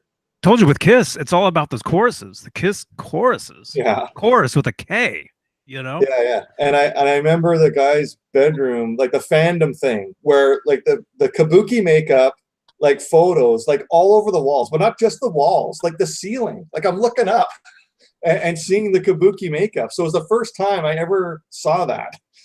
Just fandom, like a bedroom walls, like covered with like a band's photos, right? KISS stains. I can say it's the first music that I think I ever jumped on a bed with a tennis racket. Yeah. So that's what it was for me, Caleb. Like that was like the Ace Frehley thing. It was like before Eddie. Like Eddie for me is like 5150, 1986. But before that, it's tennis racket, air guitaring to like all the KISS songs. So here's the first album, 1973. And you can see Peter Criss's makeup, sort of second from the right, isn't like accurate as you know it. And his hair isn't at all like. Yeah. Or wait. Oh, you said Peter Criss. Oh, I thought you were talking about Ace. Look at Ace. That's Ace, right? In the top left, yeah. Peter Criss looks more like a mouse there. Was he a mouse? Is that what he was? Yeah, right. Was it Mouse Man? Just the makeup isn't that accurate. Anyway, favorite song off of this for me is a song called Deuce. And when they reunited in 1996. Speaking of Nesdal. Yeah, right. Deuce. And when they reunited in 1996. Deuce Witch. Yeah, that's the song they opened the show with. There's other songs. Nesdal's gonna be having Deuce juice on the plane. All right, let's cut to Dave's stomach right now. Yeah, right. Oh my goodness. Oh, Well, wait, well, Jay's not here yet. I know. So I got to rip through this as fast as I can. Oh, he doesn't want to see this? No, he doesn't. Here's the second Oh. album. This is called Hotter Than Hell. And yes, there's a title track. There's a song called Hotter Than Hell. A favorite song on this is called Parasite. That's a song that Anthrax covered on one of their albums. Yeah. And their version is way better, but go ahead. Parasite. Yeah. Speaking of Dave. Oh, man. You know someone's going to send him this now. Oh. Well, he was after me earlier, so. You know. I do have some of this stuff on vinyl. Here's the third album. This is one of my favorite covers. Is the band? This is the band wearing their manager Bill Coyne. 10 more years to go. Yeah, this is like 1974, 75. This is the manager's suits. He lent them all like for his own suits, and the band wore them. The cool thing about this one and why I like it is the back, because it's kind of the negative. Yeah, so it's kind of different. I always thought that was kind of cool. Favorite, of course, Rock and Roll All Night is on this, and yes, Jay Van Halen played the song Rock and Roll All Night on many of their shows in the club days, and yeah, wow. So it's an influence. It's in there somewhere. Wow, I didn't know that about those being Bill Coyne's suits. Yeah, yeah, that's cool. Yeah, here's the game with these guys was going to be it. The company Casablanca Records was bankrupt, basically going to go out of business, and they said, okay, KISS, you got to do another record. What are we going to do? So they did this, KISS Alive, and then that changed the game for them and actually saved the band. 1975, tail end in 75. Yeah, so just a mix of those first three records I showed you, that made KISS Alive. I thought this was live. Like, you know how we like Van Halen live right here, right now? We thought it was all live. Well, it's not. Same with this. They went in the studio and fixed vocals. I never thought it was live. Yeah, I always knew. I always knew it wasn't. Yeah, but just remember, like, I'm a kid. I'm 6, 7 years old. Listen to this. I'm thinking this is real. No, I heard you, man. He just didn't care. Yeah. What I always thought was this photo on the back was pretty cool. This is like from Cobo Hall in Detroit, but this was the photo on the back. Mm-hmm. It looks pretty cool, just showing the crowd. That's where Kurt Jeffries got the cake in the face. There you go. Right there. Same arena. Yeah. Was that Cobo Hall or Joe Louis? No, Cobo Hall. KISS used to play there all the time. No, I meant with the Van Halen show. Oh. I think Cobo. Okay. Cobo Wobo. Steve says it's Cabo. Yeah, right. Cobo Wobo. That's after a few too many. Wait. It's like going down to Cobo Wobo. Cobo Wobo. Where's he been? Sheriff Wobo? Where's RMG 471? Where's he been? I don't know. He was in here a couple of weeks ago. Yeah, he got a new PRS, right? Cool. Yeah. So after KISS Alive, this was Destroyer. And of course, Detroit Rock City was the big single, but then they flipped it over some radio station. The song Beth was on the back. So that was kind of like the first like power ballad ever. Was the B-side to Detroit Rock City. And this is the song Shout It Out Loud was on this one. And I like that one. I like it. Yeah. And thank you again, real quick, if I can, Steve. Thank you again to Ben. Is it Coombs? Ben Coombs. Yeah. Coombs. For singing a verse of Beth to me. I'm gonna have to watch that. I was like, oh.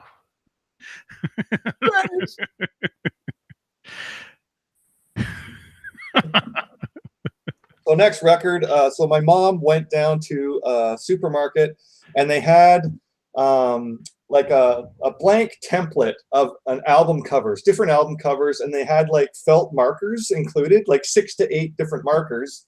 And that's the cover for Rock and Roll Over. So I colored it all, and I used to have it beside my bedroom door when I was like, 8 years old. So this is Rock and Roll Over. This is one of my favorite album covers. But it was cool to color it all in with the markers. And, You did that? No, this is the actual album. I was gonna say, damn, dude. It looked pretty good when I did it too. But for me, guys, I was a big Ace Frehley fan, and him and Peter Criss used to party a lot back then. So I actually used to turn it over so that Ace and Peter were on top. Oh, don't tell Gene and Paul that. Yeah, too bad. Yeah, I don't think Gene would like being a bottom.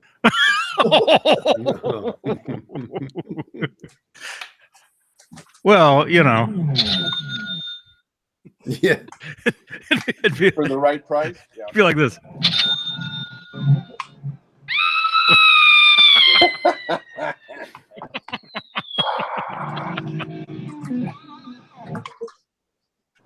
So next album after that one, this is called Love Gun. This is the first album that Ace Frehley actually sang vocals on. The song was called Shock Me. So that because he was my favorite member of the band, so it was cool that, oh wow, he's singing a song, so that was cool. And yeah, so this is around the heyday. This is the peak, I guess, 1977 into 78. And I'll show you guys a poster that I've had framed most of my life. How did he pull that off? How did he get Paul and Gene to agree to have him sing? Well, he wrote other songs. Like there was a song off the first record called Cold Gin that Ace Frehley actually wrote, but he wasn't confident at the time. So he let Gene and Paul take vocal control. Same with a song called Strange Ways that he did. And then finally they just said, well, they were always trying to expand the band. This is like 1977. So they said, hey, Ace, why don't you sing a song? Because, you know, they had Peter sing a song with Beth, so that was a big hit. So they said, hey, Ace, you go for it. So that was the first time he did. I'll show you the big poster I've had framed for like 30 years. Okay, quick. Now the rest of us can breathe. We can talk a little bit. Oh, there it is. Oh, that's cool. Yeah, so this is the Smoking Les Paul. So A Coin Management brought out a poster, all four guys. I'm an Ace Frehley guy. So, Steve, that is an awesome picture. oh man, yeah, it's awesome. That's super cool, man. Yeah, so that's what he used to do live in concert. He'd put a smoke bomb in the pickup cavity and flick a switch, and yeah, that was part of the show. So I've had this framed, and it's actually in my hallway all the time. So yeah. Imagine if somebody replaced the smoke bomb with a stink bomb. Or an M80. Yeah, pull the back of the guitar out. Like the video that I put over on the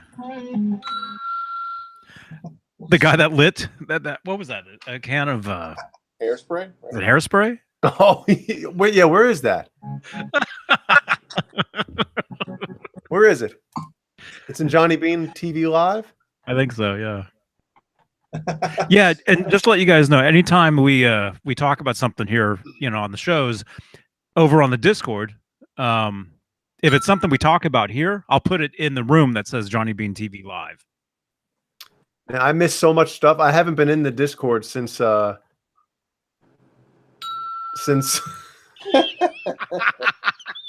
What is that picture of Alex? What is he doing? Never mind. Where is the picture of the bomb? Oh, sorry. Oh. Don't say that word. Yeah, I guess not. Flagged. yeah, Amanda. Yeah, I couldn't believe he sang that song to me. That was. All right, you're gonna have to post it again, man, because I can't find it.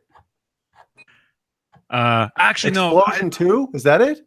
Yeah, well, actually, somebody ripped the audio and just put the audio of it.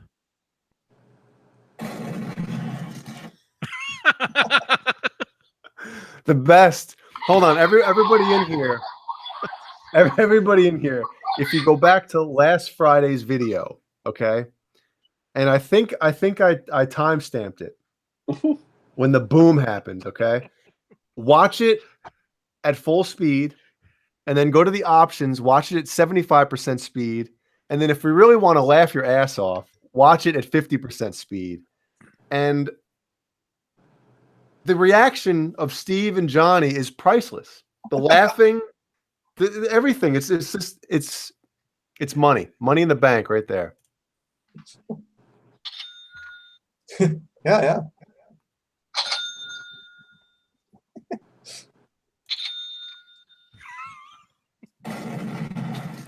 All right, start the Pink Floyd song. Yeah, right. Money, it's a crime. That part's Anyway. in 7/8, by the way. Next release, Kiss Alive 2. So these double live records. So you had Frampton Comes Alive. So he was ripping off Kiss Alive. But now Kiss Alive 2, okay, they're just chiming in. So every band's doing double live records. It became the theme. This one, so you have double albums, but this one, side 4, you'd call it, is actually studio songs. So it's actually only 3 sides live and 1 side studio. So this is like 1977, 78. This is the heyday. And yeah, so that's the story with that one. Huh? So was that one live or not? 3/4 of it. Is it really easy to just make up names on YouTube and just? Yes. Yeah, you just make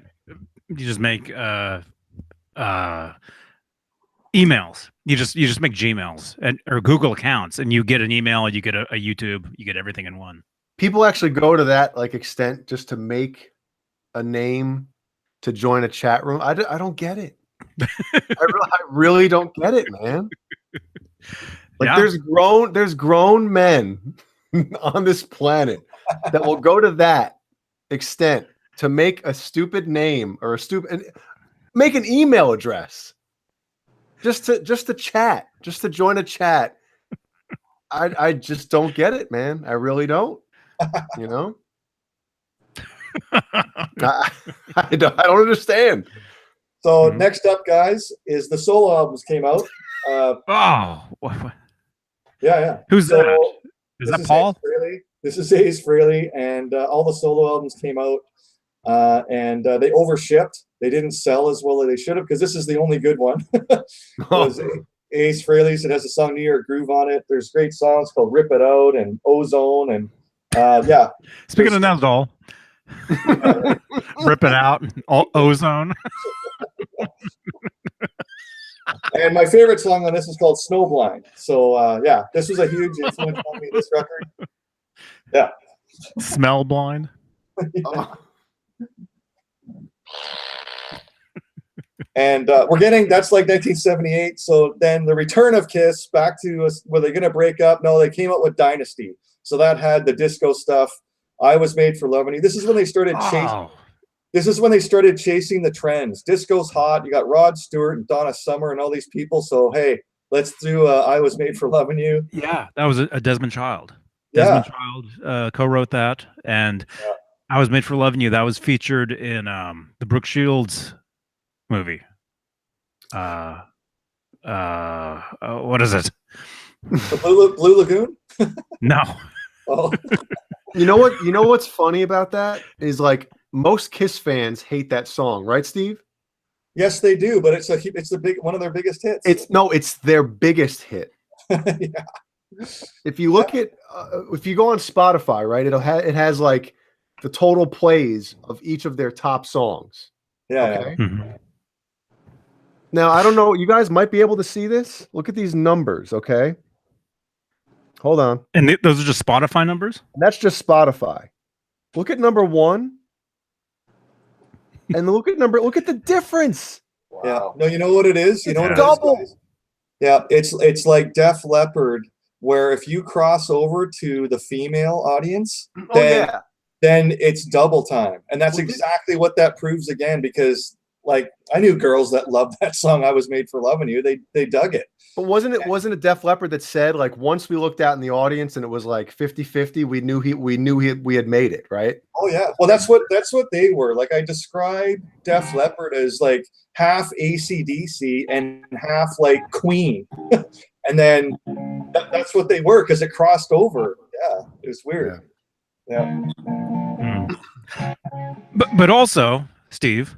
Yes, sir. I Was Made for Loving You. That was featured. It was Endless Love, is what the movie. Oh yeah. If you saw that. Yeah. Cool. And then because they had a disco hit, then this came out. This is Unmasked, the album cover where they're taking off like masks, as if they're wearing masks, but underneath they still wearing the makeup. So Whose idea was that? yeah. So because the mystique was still there, like it was hard to find these guys without wearing makeup, right? Imagine that. Like this is 1980, like 182. It's almost close to 9-10 years, like, and they've been hiding their persona. Imagine being that guy, right? Yeah, but yeah, you would see pictures of them in the back of Cream. Yeah, Cream magazine. You'd see the back, and it would be like, you know, Yeah, out in public, and they'd be like this kind of stuff. You know? And that's before the internet, and that's the only way you could find out anything about these guys. You know, is like magazines and going to the concerts. Ah, yeah, it was great. Those are the days, man. Now everything is so quick, so fast. Like I was saying earlier tonight, the previous show, about the attention span of people now, where everything is just more and more. It's just next. Oh, yeah. Next. You know, it's like you go to Facebook, you're scrolling through things. Oh, that's cool. Like, and then you don't remember any of it. Yeah. No, you're right. And I think if you let's just say a band is coming to your area, right? You go on YouTube. Yeah. You can watch virtually every show from that tour prior. Yeah. And you do that and you're like, well, what's the point of going to see them? Like I've already watched them. You know the set list. You know the set list, you know what they're gonna do. And it takes the fun out of it, man. Yeah. It does. That's like me. It ruined every Van Halen tour, like since 2007. Yeah, because you know what they're gonna play. Well, they ruined every Van Halen tour since 2000.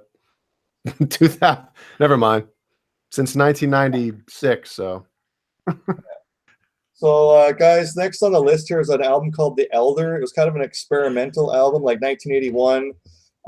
I say half the album's rocking and half of it, like they were trying to cash in on the Pink Floyd thing with The Wall and Tommy by The Who, sort of experimental thing. It's somewhere around here. I couldn't find it. Oh, but next, yeah, music from The Elder. Yeah, I'm on Spotify. I'm seeing that. Yeah, it was supposed to be a movie made, and it never happened.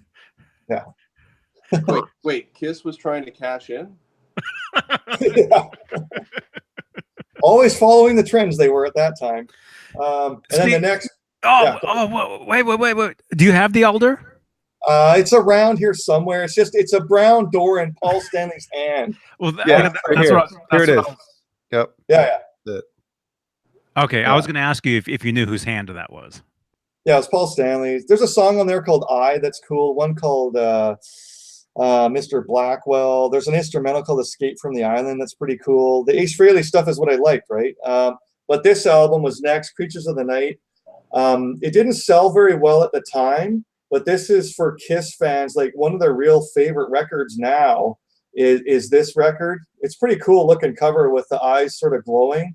Ace Frehley's on the cover, but he had actually sort of was out of the band at the time. They did a promotional videos in Europe with him. They coaxed him into doing it basically, even though he doesn't officially play a song, any notes on the record. But you got the new drummer there, Eric Carr. He was also on the Elder. Peter Criss left after Unmasked. I thought his the Fox makeup was pretty cool. But yeah, so for me, guys, after this, Ace Frehley, okay, he's kind of out of the band. So he was my favorite guy. So I went his way. So everything else I have is kind of all the Ace Frehley stuff I have. As far as KISS went, I kind of jumped off the band. Oh, their next album's their best album. Well, I'm just saying where I stand as far as it went. Yeah, they took the makeup off next for Lick It Up and that, but Ace Frehley was out of the band. Yeah, there it is. Yeah, look at it. Yeah. Yeah, ladies. So of course this is around 1982, 83, and then of course, yeah, I went Ace Frehley's way, and then of course Live Without a Net came out. I saw Eddie and Live Without a Net, and then I full on Halen after that point. But that, you know, that's my intro to hard rock music was the KISS stuff and Ace Frehley stuff. So that was like, yeah, 82, whatever. And then 1995, 96 rolls around and they have the big KISS reunion with Makeup and Ace Frehley and Peter Criss. So, okay, I'm going to those concerts. So anyway, I'll show you the Millennium Show stuff.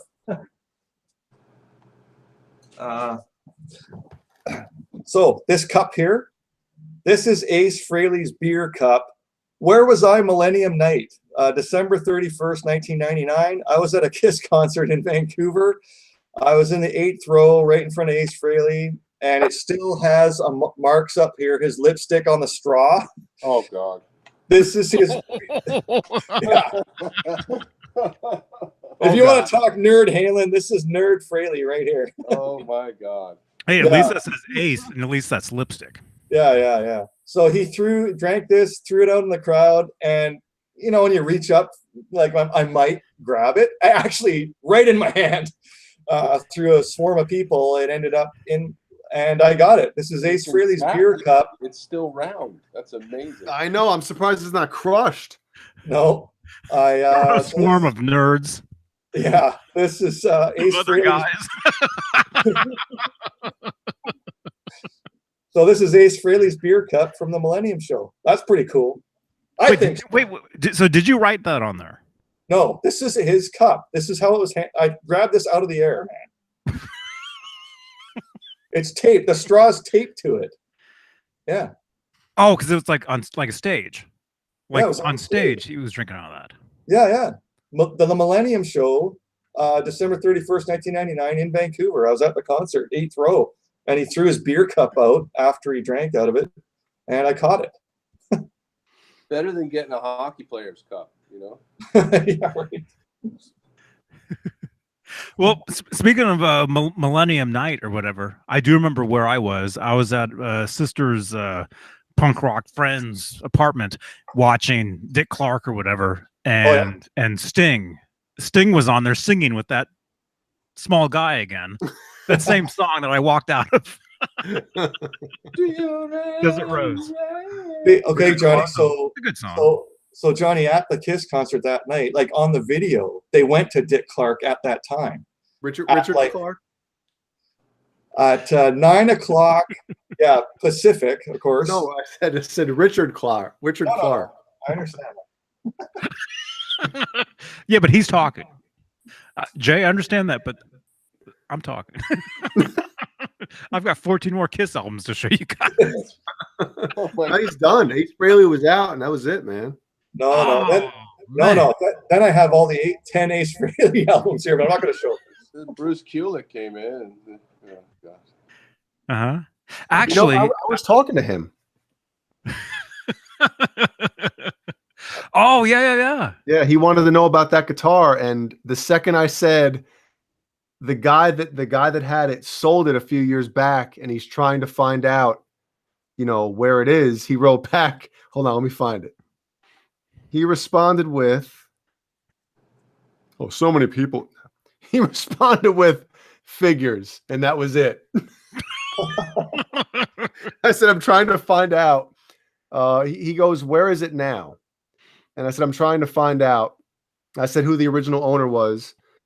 He sold it a few years back, and he wrote figures, and that was it. So, and then block. Yes. Yep. Never heard from again. I told you guys I saw him at a Guitar Center one time. Mm-hmm. It was basically me, him, and the lady he was with. Which department was he working in? Damn. Is there a zing button on here? I'm trying to. I can't find it. Where is it? Ouch. Maybe they just mix up those guys, Although it seems like the guys in the drum department know everything about the drums. The guys in the guitar department don't know anything.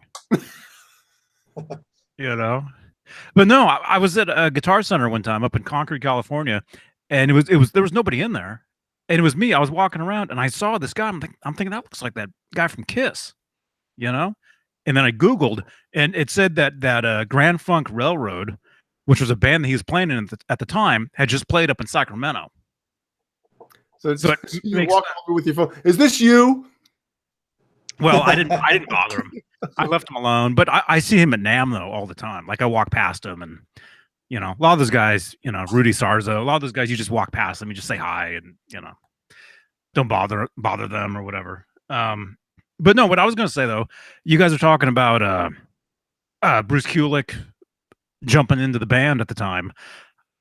I missed some of Steve's gone. I guess I can talk for a while.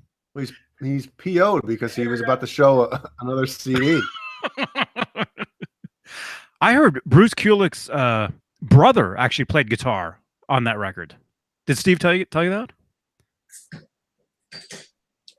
Like his brother actually played on the KISS stuff before Bruce did. Really? Did you guys know that? No. Yeah. I have no idea anything about His that. brother played the solos for the stuff.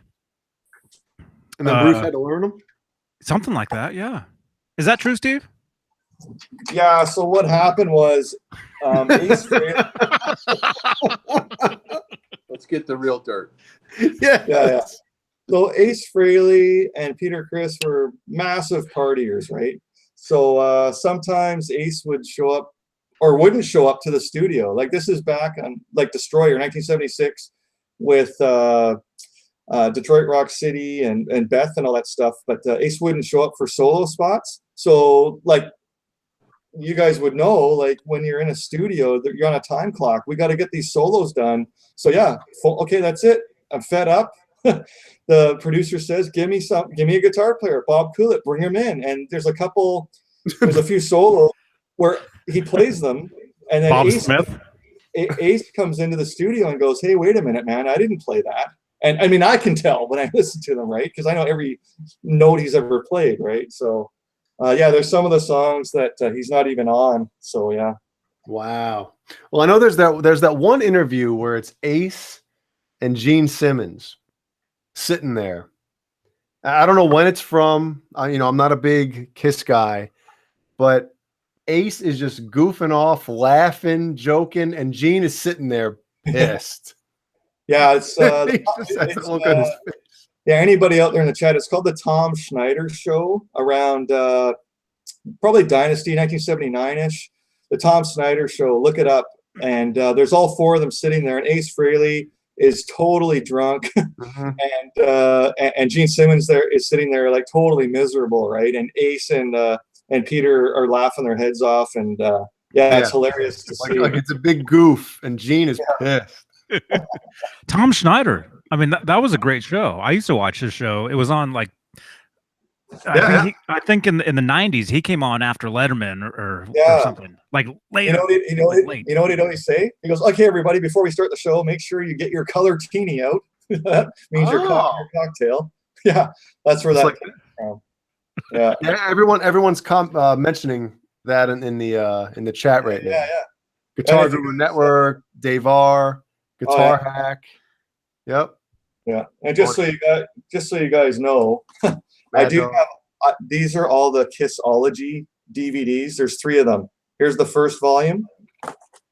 Here's the second volume, and here's the third one. Bam. Complete history. You were that big of a KISS fan, man. I didn't know. This is before Halen. This is my life as a kid. I'm not even not even a teenager. It's like I'm 7 years old stuff. Yeah. And so the trick. Go ahead. I've heard so many times. Well, on Facebook, you learn about your Facebook friends and people and stuff, and there's so many people I know that are huge Van Halen fans. Eddie, everything, but before Eddie, it was Ace Frehley for a lot of these guys that are a bit older. You know. And the trick with all these Kissologies, so you could buy them at either like Walmart, Best Buy, or somewhere else. Beth Buy. They came with a bonus CD, but there were 3 different concerts that you could get like as bonuses. So like I bought one, let's say at Walmart, and then I just go on eBay so I could get the individual extra show for like $8 or something. So I have all 3 as part of the collection for all 3 sets. So yeah, pretty cool. Did you buy the KISS coffin, Steve? No, it's not that far. Boys, I gotta go. Oh yeah, Caleb. Cool, man. Have a great night. Have a great jam on Monday. Yeah, I'll let you guys know how it goes. Yeah. Have a Awesome. great weekend, everybody. Oh yeah. Yes. Yeah. Good to see you, man. Yeah, it was good seeing you, Caleb. Yeah, you too. We'll rap again soon in the future. I'll see you in a week. See you. Bye. Yeah. Beth. Quentin James says, "Can Jay do a drunken ace laugh?" He doesn't know it. I'll have to listen. I'll have to listen to it, and I'll see you next week with it.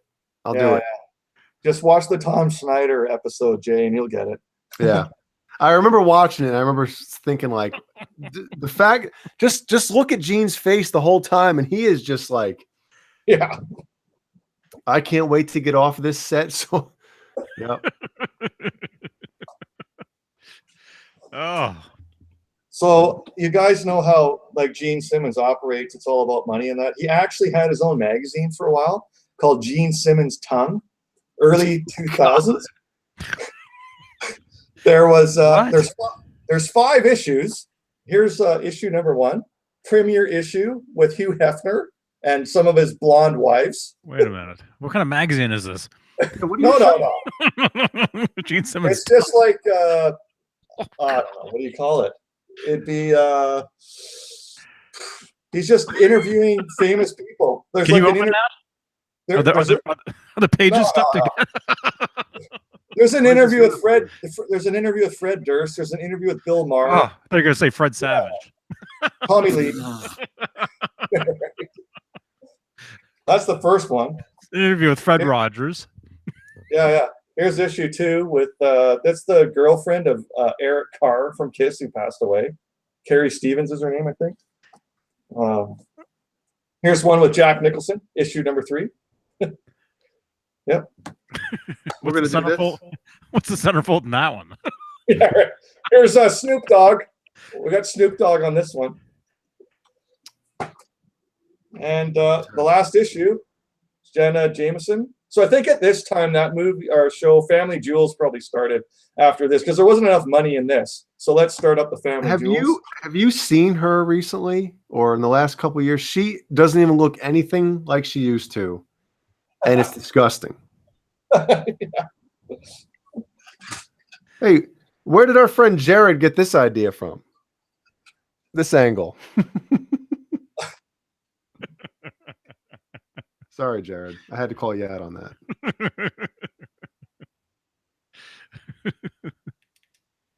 We've got 47 watching. We've got 25 thumbs up. Yeah. Awesome, guys. Thanks for putting up with my collection here.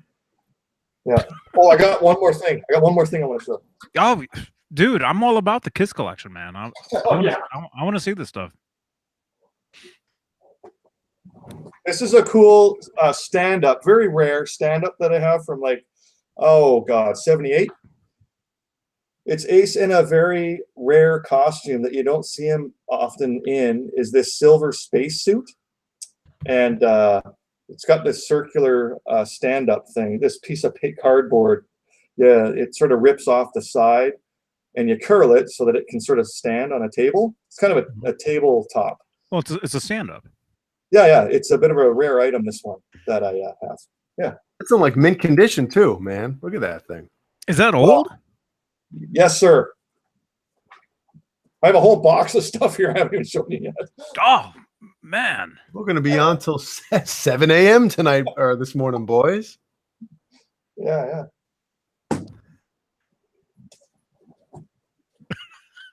He's going to get it.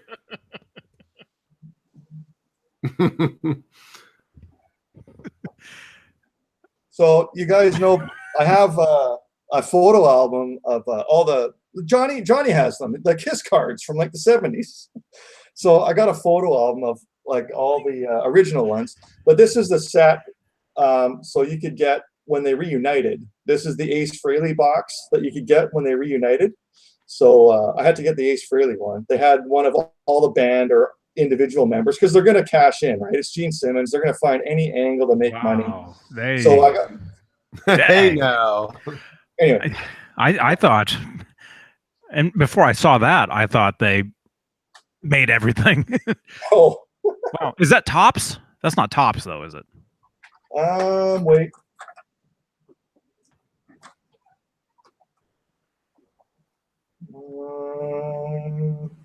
It just says 1998 KISS Catalog Limited.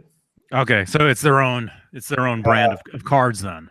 Yeah, exclusively licensed to Cornerstone Communications Incorporated. Yeah. Anyway. When was that? 96? Yes, 98. Yeah. 98. When they reunited, yeah. They cashed in. They had everything for sale. There's a store up here called Spencer's. They had everything you could get. Yeah. I saw them in 96. Yeah. I saw them 4 times on that tour. Yeah. I stayed up all night and partied. What is it? Rock and roll night and part of every day. Hey, John, good to see you, man. Yeah. I flew down to Irvine, California. Stayed up all night. Flew into LAX. This is 96 before Uber. Take a taxi, to Irvine, whatever it is. Watch the show. Went back to LAX. Stayed up all night, and then flew back. Next morning. Yeah. Cool. Yeah, thanks everybody. Thanks everybody in the chat for I zoomed through these collections, and I know we missed a lot of stuff in the chat. So once we get through them, the next kind of look for questions and comments and stuff. But yeah, people have had some good things to say. Guitar Guru. Oh my goodness. He says he Googled Jenna. You see what he said? Oh, it's friggin' terrible, man. Well, I mean, it's sad, is what it is. I mean, I don't feel bad. Jason Wade asks, do I listen to Pussifer? I think I wanted to, but I'm not a big guy who listens to do they sing like, does Maynard have like political stuff in that? I kind of like to stay away from that crap. I don't like political music. I don't care what side you're on. I do not like it.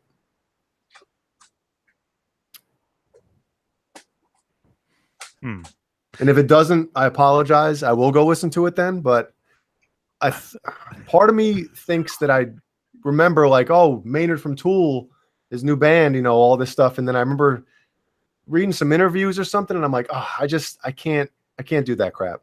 Like all this stuff on Facebook and Twitter. Twitter is just poison. I have unfollowed and muted people. I don't care what side. This isn't a political thing I'm getting into, but I just don't want to see it. I don't care what it is. I don't want to see it. And Facebook is even gotten worse now. It's like, man, people that I'm friends with, they've gone off the rails, man. Mm-hmm. What about Rage Against the Machine, Fender Guru? When that album came out, the first one in '92, it was almost like anti-establishment, against the machine type of thing, where it wasn't like pinpointing certain people. And I don't know. I think nowadays it's become sickening is what it is nowadays. And I just don't want to, I don't like it. Well, I mean, I guess lucky for me, I don't listen to lyrics. I listen to music. I listen to, that's why I can say, I listen to everything. I know that makes everybody sick, but I listen to a lot of hip hop and rap and whatever. And I Newer dig rap or older rap? Well, older meaning 80s or 2000s? 80s, early 90s. Or gangster? Yeah, gangster rap is awesome, man. Well, musically, all that stuff is great. You know why? Because it has attitude and like it has feeling behind it. Mm-hmm. That's why. And nowadays, like the newer rap, especially, it's like, you know, it just sounds just phony. But Mm-hmm. Have you guys seen that meme that's been floating around? what? Oh, where is it? Let me show you guys this. I've been seeing. I saw it around, and then I saw that somebody. I won't mention who because I get made fun of every time I bring their name up. Somebody actually reposted it on Instagram. It's pretty good. Oh, where is it? Well, I apologize to go on that mini rant, but it just, I just feel like a lot of people are wasting a lot of energy on negativity instead of putting it towards positivity. And, you know, when somebody spends all day on Facebook and Twitter, just with all this negative stuff, it's like, you know, I don't get it, you know? Put that energy towards people you love. You know what I mean? Don't spend all your time, you know, spewing all this. Ah, man.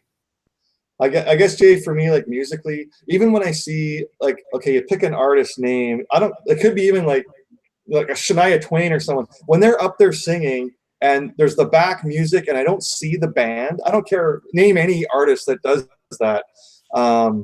It always frustrates me because I'm into the music. So I want to see the drummer hitting the beats and I want to see the guitar player. I want to see the bass player. So I know a lot of rap music. It's just a guy up there singing and you're not seeing the band. That's the frustrating part for me because I want to see it. I really like that part of like here in Victoria, when I go out like tomorrow night, Saturday, I'm jamming, but normally when I'm not, I'll find live music just because I like the atmosphere and watching the musicians. That's the big part of it. So that's why when I see those artists or rap artists that are just up there, the one person is all you're seeing. That's always frustrating for me because I want to see the band. It's a different thing, though. You know, people aren't going to those shows to see a band play. You know. Yeah. No, I understand both sides of it. But my side is, oh yeah, like, I'm not going to go see that. Yeah, we play instruments and we're musicians, so it's a different thing. You know, I want to go to a concert and watch a band play. Yeah. So, and I think back to the political, and I'm getting, you know, stuck on it. Well, you know what I thought you meant? I always thought political music was that song they play every time the president walks in the room. Oh, Da, da, da, da, da, da, da, da. I thought that was political music. I thought that's what you meant. No. How can you rock to that? Listen, look at this album cover on you know, And Justice for All, right? It's different from what, you know, everyone says, oh, it's political. I get that. But it's not like you're choosing sides and you're saying this person's this or this person's that. And I think a lot of artists nowadays and bands, they're dating the music that they're putting out by talking about this type of stuff. Well, it's like I said earlier, everything now is it's on to the next. Oh yeah. There is no, not everything now is dated, but it's not because there's something new. It's always on to the next thing. It's always the next, you know. I'm still trying to find that meme. I'm going through different places. I don't know how I'm going to find this. Guitar Hack is going to bed. Good night, all. Have a great weekend. Good night, Guitar Hack. Thanks for being here, man. Cool. Yeah, good night, man. We got 3, 4, 5 of the same comments from 5 different people. What am I missing here?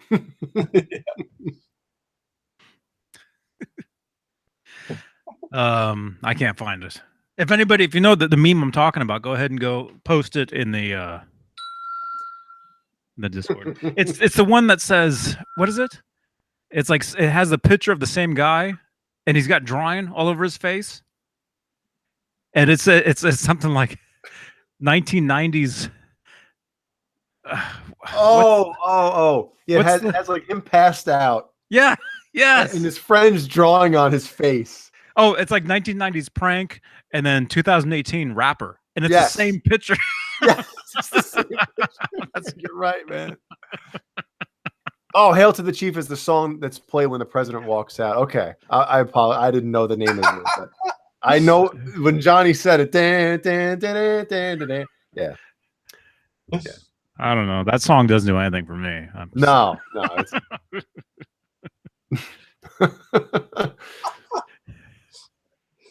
And I just feel in my personal experiences, politics and religion are two things that I do not discuss. I'll discuss them in private with friends and family and stuff like that, and it's always cordial. I never get angry about stuff. But no, I don't publicly discuss any of this crap because it only causes problems, and everybody gets angry and, you know, pointing fingers and you're this, you're that. Yeah.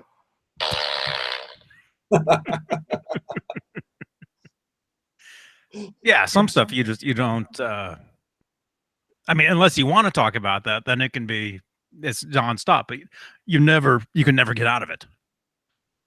Yeah, and then you pigeonhole yourself into a certain thing, and you know, and you lose half your Facebook friends. Yes, family members are fighting each other, and I'm like, what are you guys doing? Why can't you just have your own beliefs and go on your merry way? You know, why does it have to be a fight? No fighting. I got a Bob Marley concert happening back here right now. There's no. Don't let them fool you. Oh no. Yeah.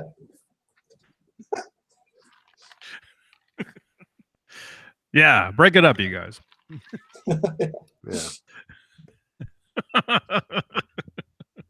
Wow, 45 people in here. This is. Oh yeah, man. Wow. It's the late show. It's the late show. It's party time. Dang. We had any messages from the captain, Johnny? Well, he said he was going to be around for a couple of weeks. He should be around. Oh, I haven't seen him. Oh, okay. I haven't seen him. Let me see. Oh, it's not midnight yet. That's why. That's when he chimes. Well, for him it is. Yeah, I'm talking about our time. That's when he usually chimes in. Oh, midnight. For us? Yeah. There it is. Thank you. Here we go. Sent it to you? Yeah, Amanda. This is it. Yeah, I kept seeing this. I kept thinking, yeah, that's good. You know, I want to repost this.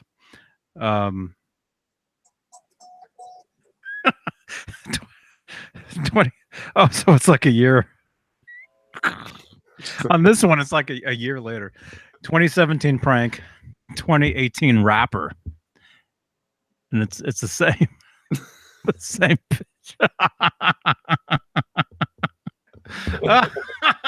It's true, man. It is true. Well, there is that one. Yeah, there's that one rapper actually where they kind of look like that.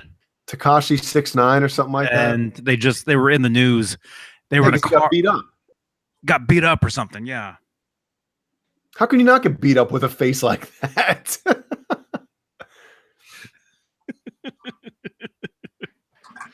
Man, It's wow. Amanda Coombs still in the house. And these dudes, he actually played in Myrtle Beach. Sorry, Steve. He actually performed. I think was it Tekashi 6ix9ine or was it? No, there's somebody else. Just Google rap, and that guy's picture instantly comes up. Hold on a second.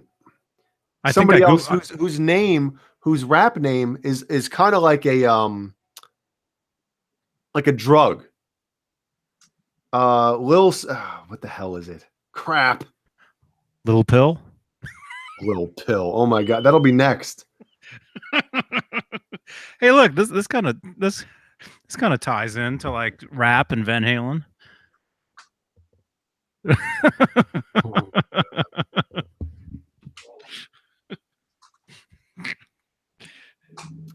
House of Blues. Let's see what here. Let's see who played recently at this joint.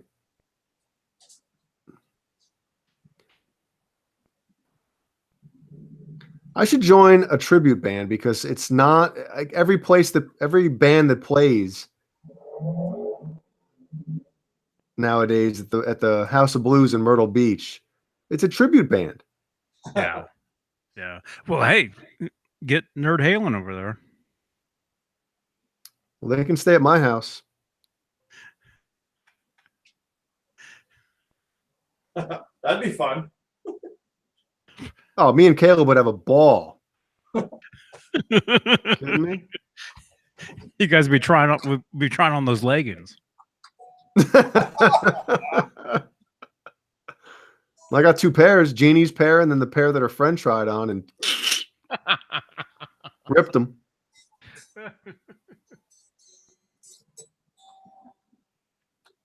Where is it, man?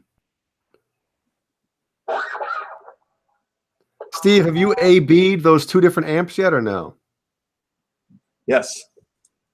And they sound the same, don't they? Yes. Okay.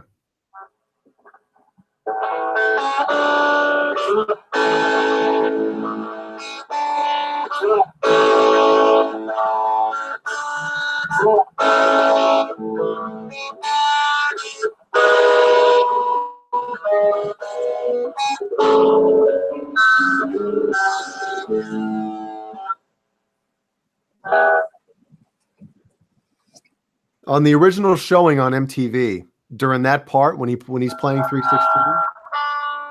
it said on the original broadcast, it said Closet Classics will be shown after the Van Halen concert, scrolling on the bottom of the screen.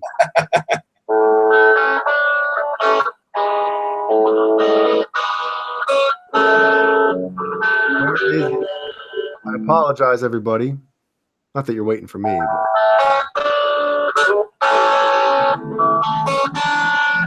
Oh, his name is Lil Xan, like you know. Did I say it on here? Lilzan. Lil Xan.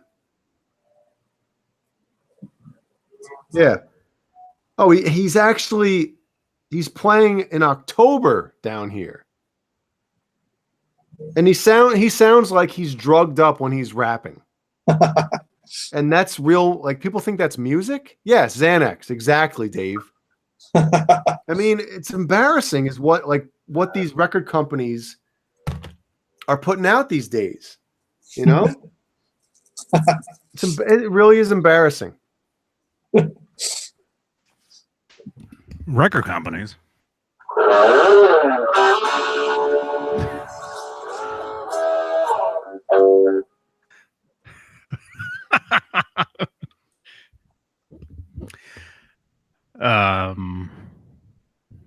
Yeah. Hey, hi. Johnny Beane's in the house. How are 11:28 you? Pacific on July 27th. We got 43 watching, 28 thumbs ups. Thanks everybody for the thumbs ups. It's amazing.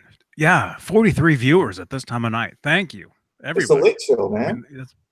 Well, to tell you the truth, last week's late show didn't do very good. So Really? I was wondering. Generally, the late show surpasses the main show. Last week that didn't happen. So 590, I think, on the late show. 590 is. Yeah. Amanda Coombs is going to bed. Good night. And Amanda.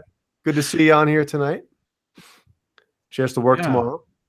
She has to get up in 4.5 hours. I do not envy you. God, no kidding. Good night, Amanda. Thank you for jumping in. Yeah. And yeah, maybe tell Ben to sing some more songs for me, please. Oh man. But yeah, last week, generally the late show surpasses the main show by at least 100 views, and that didn't happen last week. Huh. So Because Dave was on. No, I'm joking. well, that's what I was thinking. I was thinking because Dave was there. That maybe that's why it didn't happen, but That's me correct. I don't know. But hey, with these numbers, at this time of night, yeah, I would say we've probably already passed the main. Well, everyone tell your friends, share the link, post it on your Facebook, on your Twitter, on your Instagram, everything. Yep. Get a bottle of rum ready for next week. That's right. And Steve, ever since you told me about that, was it Bumbo or was it Bumbu? What is it? Bumbu. Bumbu. I have not been to the liquor store since then. Wow. Yeah. You know why? Because I stocked up the time before. Oh. Bumbu. Yeah. Yeah. I'll show it to you. Hold on. Oh, do we want to see? Do we want to see his Bumbu?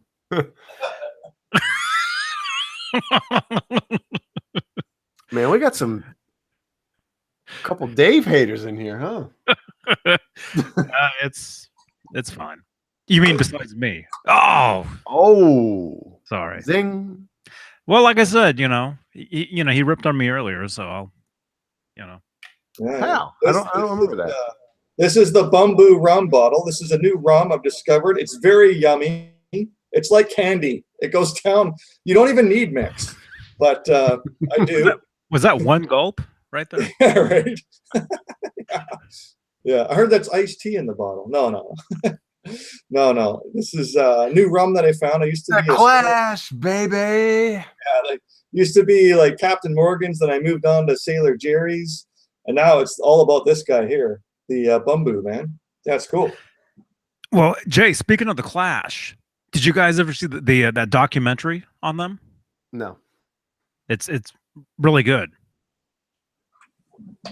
I'll have to watch it. It's really good, man. Yeah. Rock the Casbah.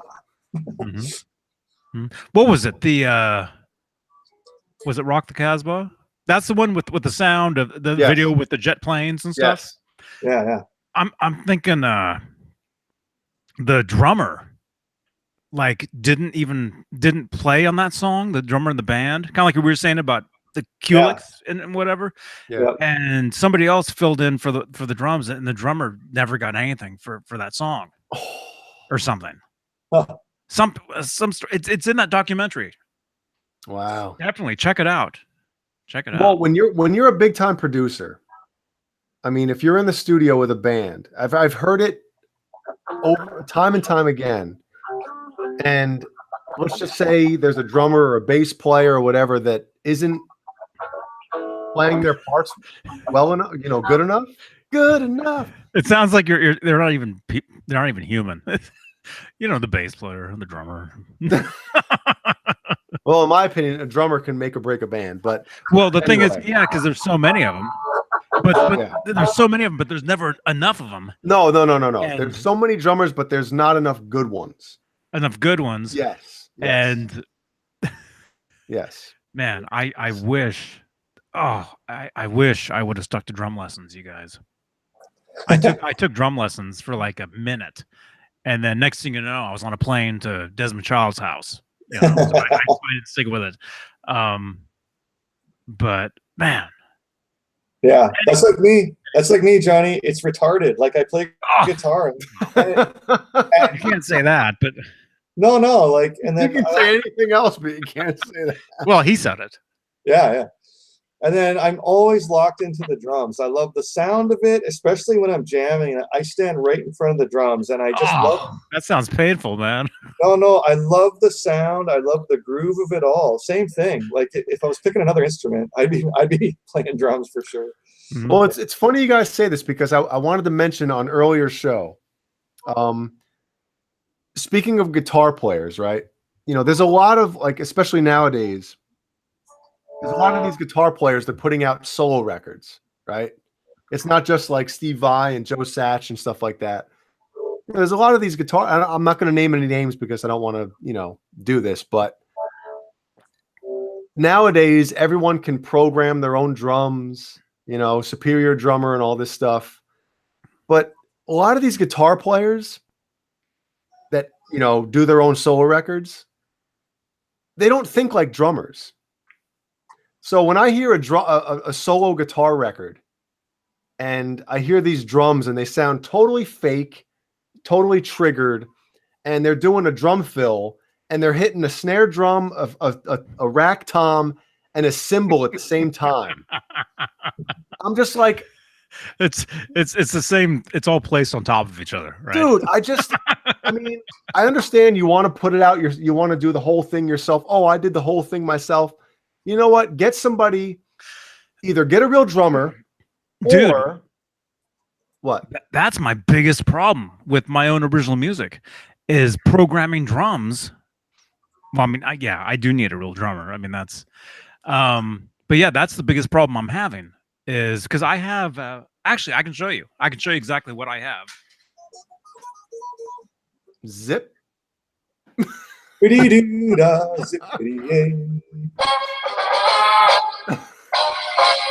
that this one? Oh, you guys, that's political music. Oh, can't play it. You weren't supposed to play that. I got these things years ago. Jay, maybe you've heard of these. I've got the whole collection. Drums on Demand. you ever hear of these things? I've seen the ads for those. Yeah, I bought these years ago. Can you hold this? Steve, say something. I gotta use the head over there. Can you? Hey everybody, how's it going? It's 11:36 p.m. Pacific, July 27th. We've got 39 watching, 32 thumbs ups. I got 40 here. Yeah. Oh, I just saw it flick. 40. Okay. Right on.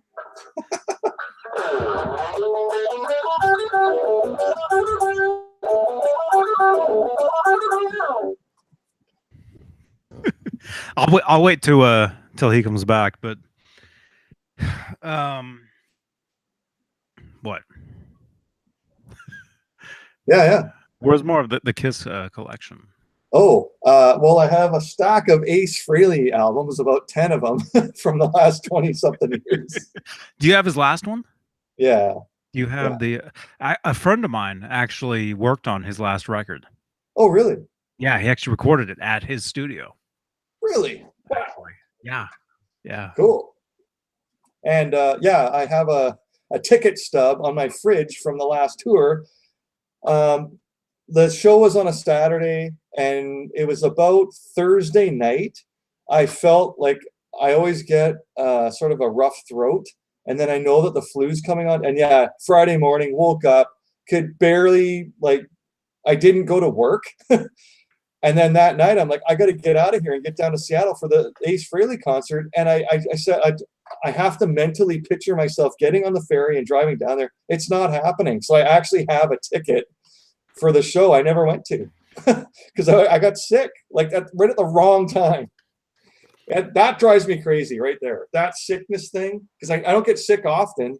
And that, to think that the day before the concert, that drives me nuts. I'm getting the ticket stuff. Hold on. Oh my goodness, Johnny, I apologize for cutting you off there, but I had to go bad. Oh man, Michael Jackson bad. That's how bad I had to go. You get the cup this size is what you get, and you have it just down below your desk there, and nobody has to know. Let's wear a diaper. So here's the jacket that the ticket comes in from Ticketmaster or whatever. Here it is. $20 just to buy through them. Yeah, here it is. Ace Frehley, Neptune Theater in Seattle, Saturday, February 11th, 2017. Yeah, I never went. In Seattle. Oh, you didn't go? Because I was going to say, did you take a boat over there? Yeah, I would have been. You would have. I was sicker than a dog. So wait a minute. So let's say if you were to go to Seattle, would you actually? Is that one of those boats where you drive your car onto the boat and then takes it over, and then you drive off the boat? You can do either. And you drive around. You can do either. There's a boat called the Clipper that'll take me right from our inner harbor to Seattle's Pier 70, and I'd be in Seattle in 2.5 hours. Or you can. There's two boats. Yeah, there's two boats that you can take your vehicle on. I can go to the mainland of Vancouver and then drive across the border down to Seattle, or I can take another boat called the Coho, which will take me to Port Angeles, which is about 50 miles off the coast here, north of Seattle, with my vehicle, and then drive down to Seattle from there. Yeah. There's many ways to get off the island here. Yeah. Well, before we get back to Johnny's Oh showing the drum stuff, Dave has a quick question. He said, I'm assuming that Steve's first influence was Ace Frehley. Johnny and Jay, who was the first person that influenced you guys to learn to play guitar? So I'll just cut in for a sec. My first record I ever had was the Jim Croce collection when I was like 4. So that was the first music I heard that had guitar on it. Yeah. Was the Jim Croce stuff. But yeah, as far as rock, like heavy rock, that was the Ace Frehley influence. And then and then Eddie, go ahead, you guys. Well, can I talk? Yeah, it's your show, man. Oh, sorry. It's Steve's show, and then it's your show. I'm wearing the T-shirt. Yeah.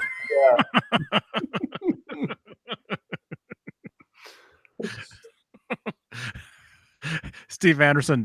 Steve Andersen. Shut up. I'm talking. Real quick, go ahead, Johnny. Steve Andersen. Dot. Be quiet. It's my time.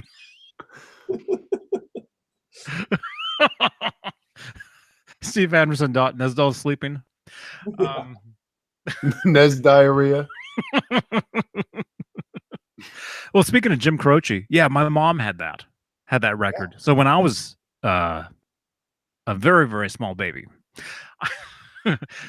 I used to hear that song and all that stuff.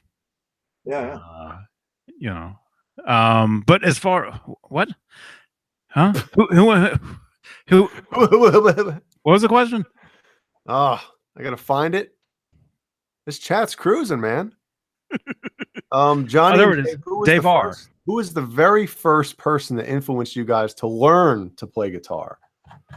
Okay. Yeah. Okay. For me, real quick, before Steve cuts me off, it was Marty McFly in Back to the Future. Really? That's the dude. I've said this a million. Yeah. I know. I'm trying to make it. Oh, okay, good. Oh, you already said that, John. Like every show is not a rerun. Yeah. Yes. Yeah. Michael J. Fox, Marty McFly, the opening scene with the what's the small guitar? That's why you liked it. Chinchilla or whatever. I forgot. Yeah. And then of course it was the alien scene of him, you know. Yeah. I am Darth Vader from the planet Vulcan with the cassette that says Edward Van Halen. That's what turned me on to Van Halen. Was that riff. Did you see? Look at that last comment.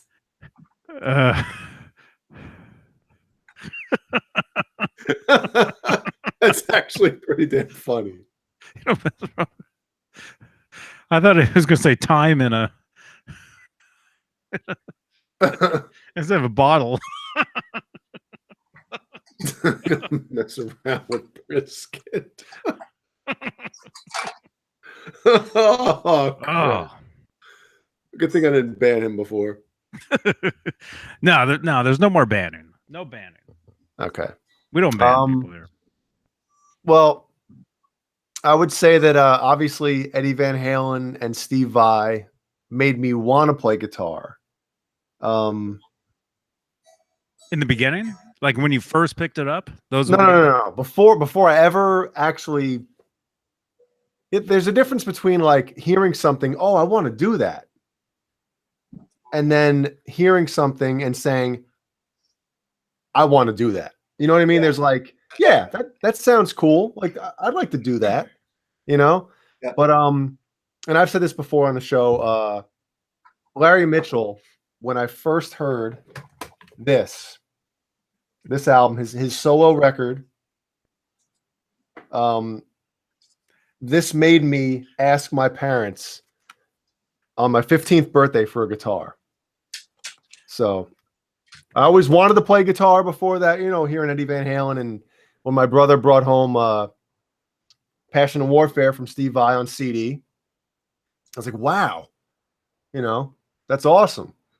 But when I heard that Larry Mitchell record, that was it. I was like, I have to have a guitar.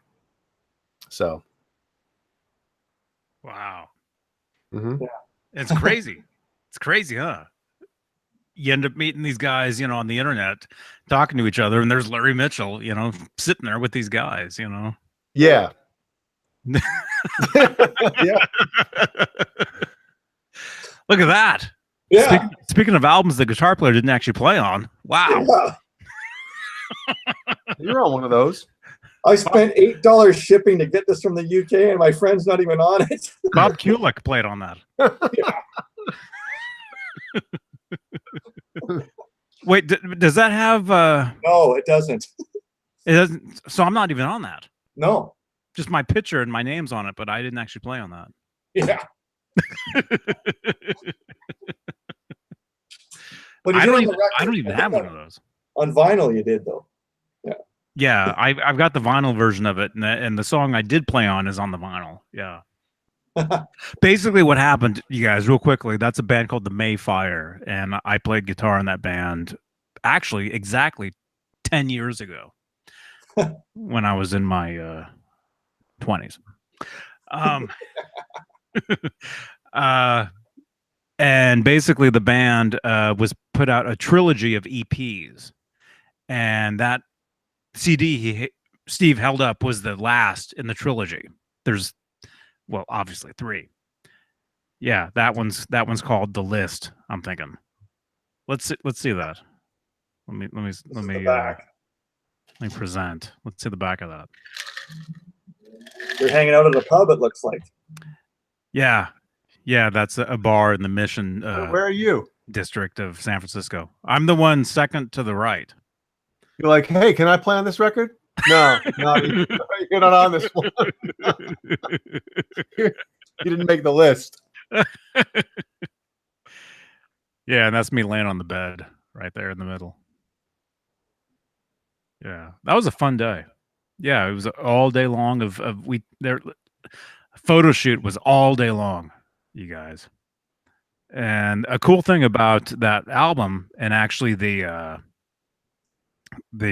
photo shoot or whatever, was we were, I mean, this was cool at the time. I guess it's still be cool now. We were featured on MySpace. I know, MySpace. But we were featured as like artist of the day on MySpace. And I would go to, I remember going to the barber, you know, to get my head shaved. You know, because I shave my head. I know I wear hats, but you know, I'm like, you know, a baby on top, right? He's bicked. Yeah. I remember going to the barber, and they're like, "Hey, what's going on?" I'm like, "Oh, I'm leaving on tour tomorrow." Blah blah blah. You know, and like, "What band you in?" I'm like, "Oh, you know, Mayfire." You know, I'm like, "Yeah, go to MySpace," and you just go to MySpace.com. There I am. Splash page. There's my face, and the guys in the barber, they were like freaking out, like, "Whoa, that's you on there," you know. So it was cool. Yeah, that's right. It's me. It was pretty cool, you know. But but as far as that album Steve was holding up, it was already recorded, and I had joined. Their guitar player left, or they fired him or something, and and I basically jumped in, learned, you know, 20 songs in like, you know, a couple days. You know, I mean, that's how you do it. And you go on tour. You know, you go and play, you know, whatever shows being played, whatever.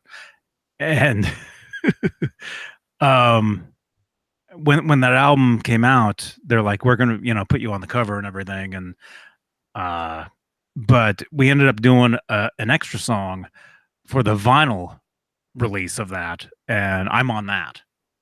And that's actually on Spotify. Yeah. Yep. It's on Spotify. I'm actually on two songs that the band did or recorded. But yeah, we toured. We actually did a tour sponsored by D'Addario Strings and MTV Trace, which is a Spanish MTV channel at the time. So that was pretty cool, you know. And then the band basically, we never officially broke up, but we just kind of stopped.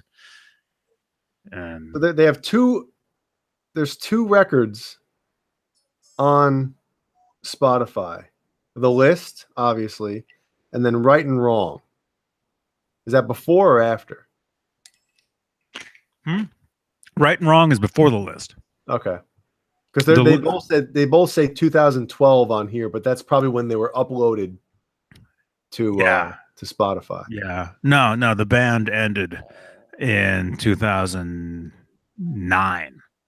So Steve, how many songs are on that CD you have? 6. Yeah, because there's 8 on this. There's Burning Up, No Clone, The List, Under the Wave, Red Unicorn, Mother Father, All Right, and Doctor's Appointment. Yeah, the last 2 aren't on this. Yeah. You said. Yeah. Doctor's Appointment and All Right. All Right were on the vinyl. Mm-hmm. And All Right is the one that I'm on.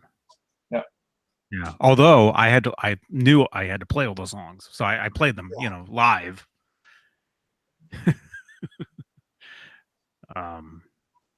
But yeah. So Johnny, you're getting a few requests from John BL 5150 and our friend from New Zealand to show us the 1984 guitar. Oh. There it is.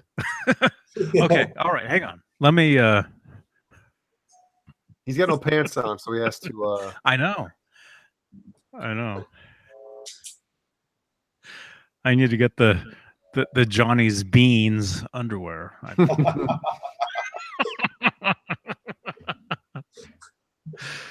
By the way, these shirts are available. Link down below. They're cool. They're good shirts. They're good shirts. Yeah, even no matter what this even says on here, the quality is great. Very soft. Okay, hang on. I'm gonna go grab that guitar.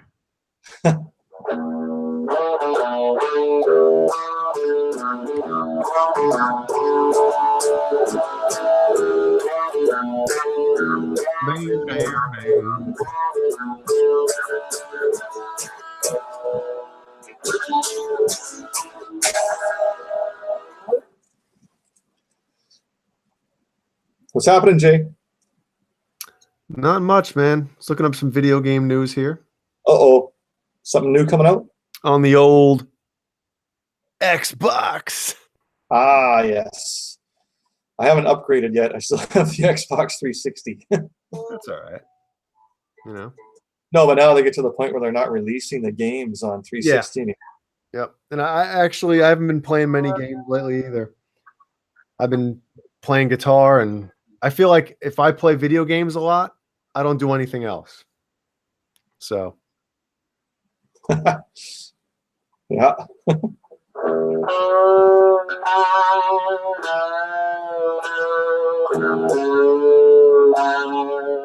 Does anybody have any fun questions, like non-music related, for any of us? Like something off the wall? Starting 5 of the Chicago Bulls, 1986. Go. 1986? That's impossible. I couldn't think of that. Oh, man. Okay. 96 might be easier. Yeah. Jordan, Pippen, Kerr, Cartwright. Carver had the funniest. Remember his Yeah. his windmill. When you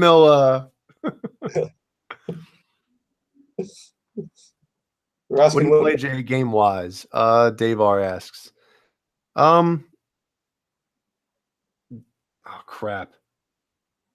I'm in the middle of Dark Souls 3. Whoa. And that's phenomenal. If anybody plays any of the Souls games, they're all great. My favorite shoes, Vans. Vans Halen's. Vans Halen. I like that.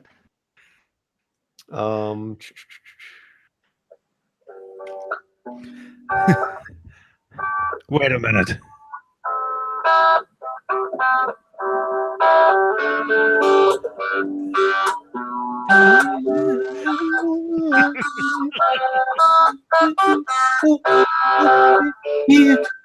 Yeah.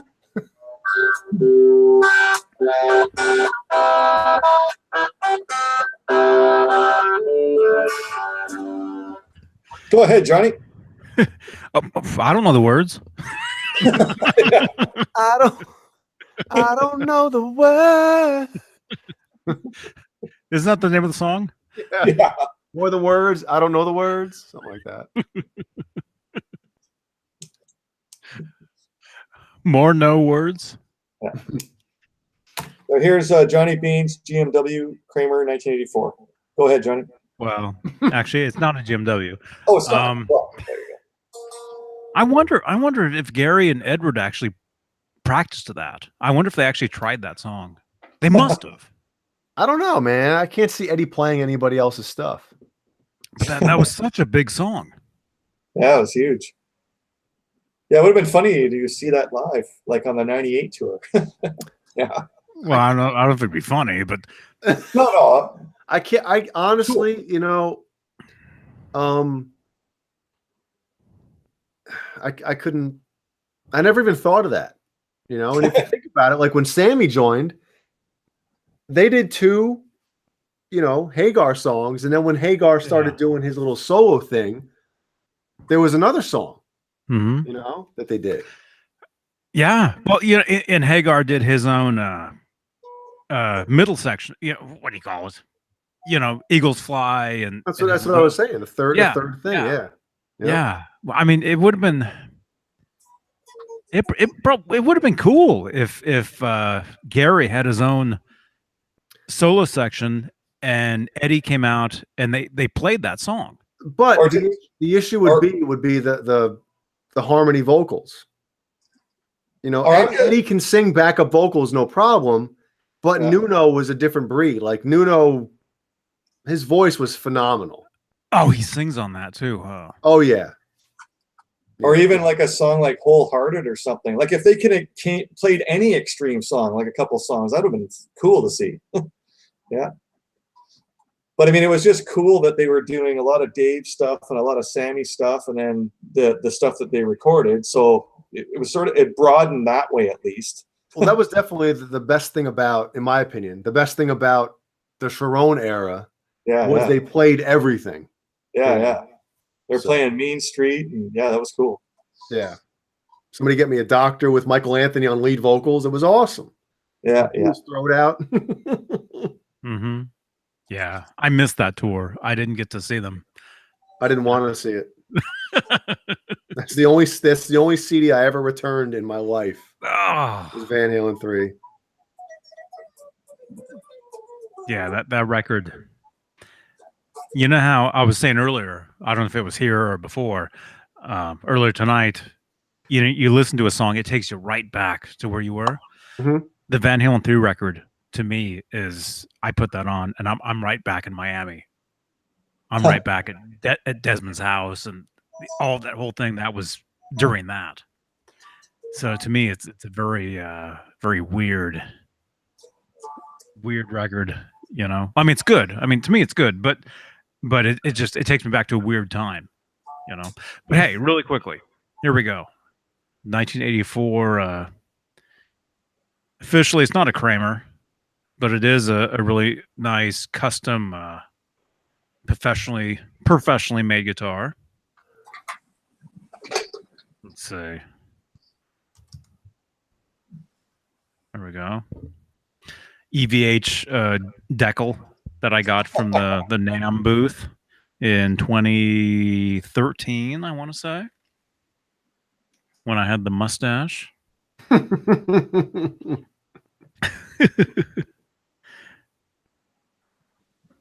There we go. And here's something, none of you have actually seen this. Okay. I'm going to show this. This guitar originally was built for David Nesdahl. And so on the back, it says custom made for David Nesdahl, and there's the date. Oh. Right there. 2008. Look at that. Yeah. So Nesdal's had the disease for a long time. Yeah. Yeah. So Fender Guru, I would say to you that there's really no difference between that and the 5150 other than the paint scheme and the stickers. Otherwise, it's pretty much the same guitar. And I'm referring to Eddie's, right? It's pretty close to The the real same. ones.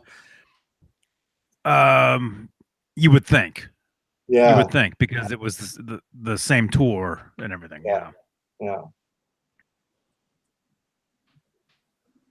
Yeah. Is there any chance that Nesdal will find one of his Eddie Van Halen guitars like painted wrong or something, and he'll be like, "Oh, I don't want this anymore. Here you go, Jay.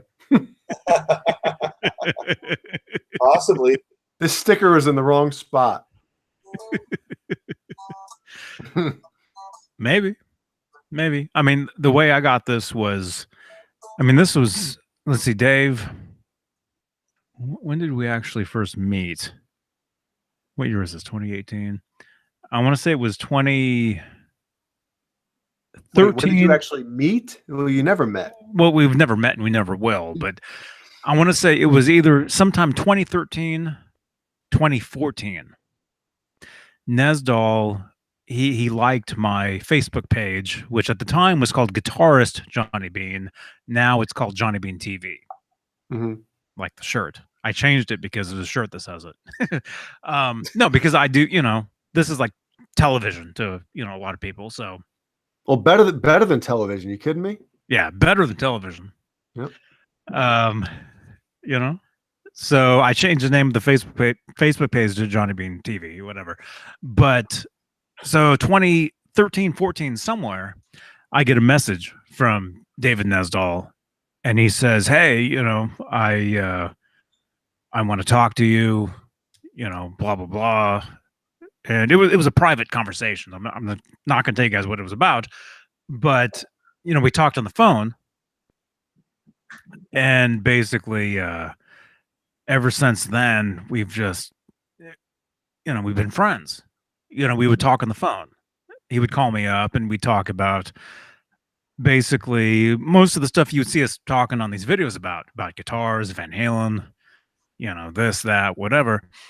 And then at some point early on, and all these videos, they're still on the channel here. So search back on the channel 4 years or whatever, and you'll come across the earliest videos of Dave and I talking to each other on these things. And basically, I'm just like, well, hey man, it's cool, talking on the phone about this stuff, but hey, what if we go live, over YouTube and do this, make it like a show? People will dig it, So that's really how this started, these videos. And yeah. And yeah, there's different things, we have, guests on, we interview people and blah blah blah. Now Steve has his own primetime show on Friday nights, and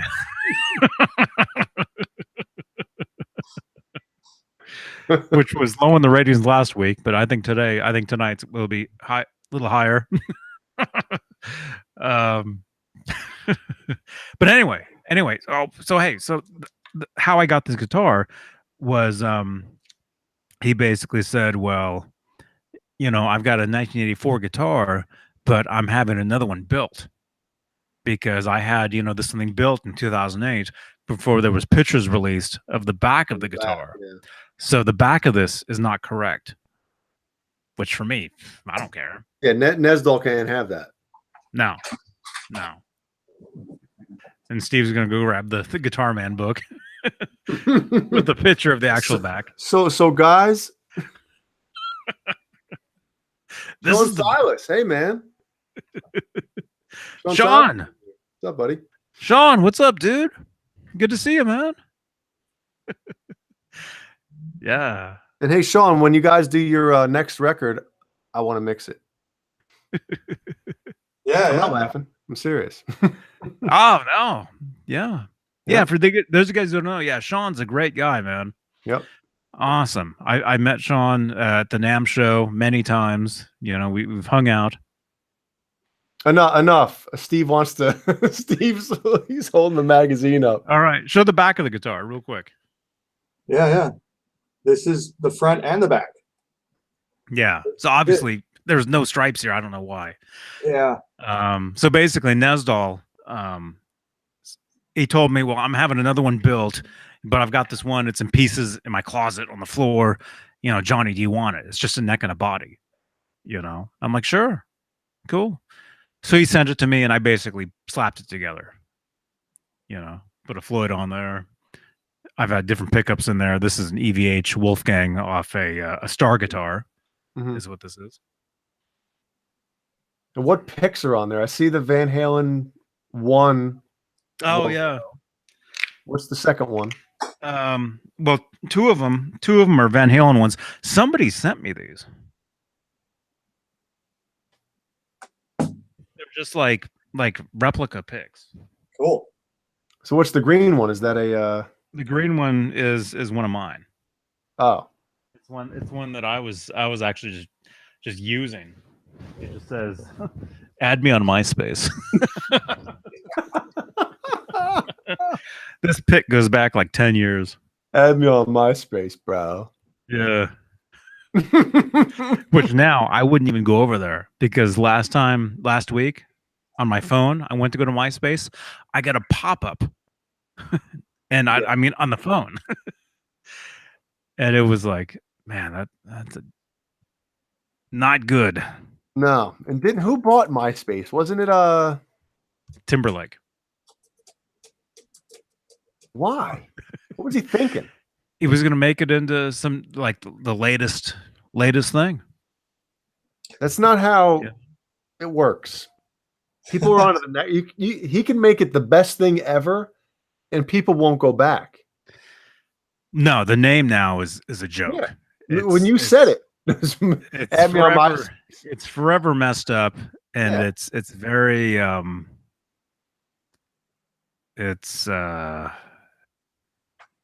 yeah. Although at the time it was the greatest thing ever. Oh, of course. I mean, I was on there. I had like 12 different accounts. You know, Johnny Beane, guitarist Johnny Beane, Johnny Beane's music, Johnny Beane band. You know, there was a billion different ones.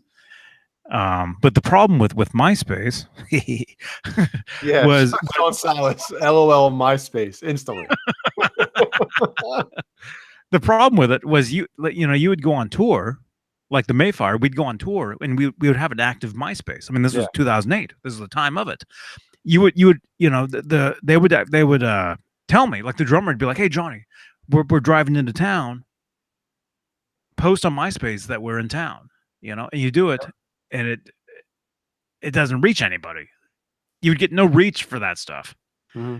You know, not like Facebook now, you know, or Twitter.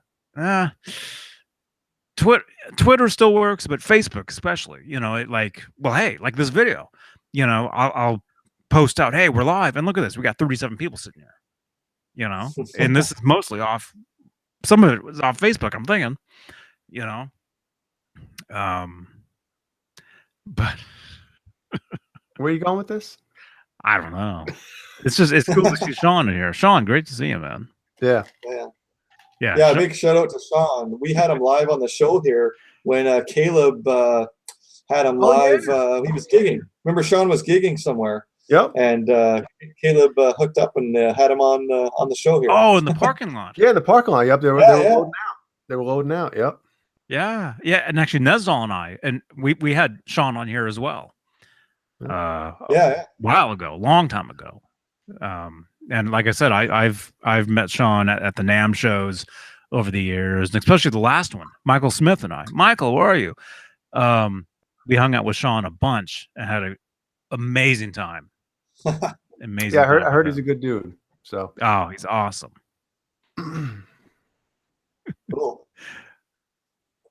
It's hey, Pacific time. It's Saturday. It's 12:09 Pacific. It's 3:00 here. Yes. And Jeannie has to work tomorrow. So guess who has to get up with the little pumpkin? Right. That's me. Oh, yeah. No, I'm getting messages saying it's after midnight. After midnight. I would love to have a third one tonight, but I won't wake up. Um, yeah, I know. It's almost been a year since that, Sean. That's wow. That's amazing. Well, I know the Crazy. first time I was on with you and Dave was sometime in August, and we'll have to do an anniversary show. Last August? Yes. Really? Yep. Before I went on the road trip? Yeah. Yep. Dang. Yeah. It's almost been a year since I've known you cats, man. It's crazy. Yeah, 11 months, I guess. Yeah. Yep. I'll have to go back through your archive and see the exact date. So I can post about it. And everyone will be like, who cares? Well, it would be because you were showing off a guitar. Yeah, it was when I got the signature. The first time. So that's what it would have been. That's what it would have been. The signature that went back twice. Oh, anniversary show. I know. Time is going. It's crazy, man. Yeah. Yeah. Sean says time is going faster and faster. Man, you know, I remember being a kid, you know, and my dad saying, oh, when you get older, you know, time goes faster. I'm like, what? It makes no sense. But I think the reason is, and this might be getting off to a whole new thing, but you know, when you're a kid, you're going to school and you know, summertime, you have summers off and it breaks up the year, right? Yep. When you get older, it's the same routine day after day after day after day for a lot of people. And I think it just, everything ties in and it just, next thing you know, it's like a year later and you're like, what the hell did I do? I didn't do anything. Yeah. And it's depressing. Yeah. It gets like, man. It's like, so anything, you know, it takes you back to the right here, right now, you know? Mm-hmm. It's like anything you want to do. Don't wait till tomorrow. You just got to do it. Yeah. And that's something I definitely. Nesdo's Airplane. I can't read all that, but the guy on American Idol who's saying pants on the ground, search the channel here. Type in pants on the ground on the channel here. And you'll come across a video of Howie doing a version of paws on the ground. Ooh. We did a video for Howie years ago when that was happening. Wow. So check it out. Paws on the ground. Howie the Dalmatian. So are we good? Although Steve, if you want to keep going, Steve, you can, but we got to leave. Yeah, I got to split him. But Sean wants to know which signature was it. It was the Stealth signature. It had to go back the first time because the neck was twisted and it already had 3 shims in the nut and it needed a 4th. And then I got a replacement and it, yeah, I don't want to get into it. I'll tell you in private of what transpired, but yeah, wasn't a pleasant experience. So kind of Jay, like kind of like Dave's plane ride tomorrow for other people around him. So Jay, so Jay, you got a refund for the Stealth. What is that going towards? Is that like family stuff now that money's going to be going towards? That's what Jeannie thinks it's going towards, but yeah, Steve. Yeah, Come on. Got another thing coming. She's like, oh, no, Jeannie. What's the thing? It's like every day you leave with a guitar case, and then you come back with the same case, and she knows A different guitar inside. Yeah, she's like, oh, yeah.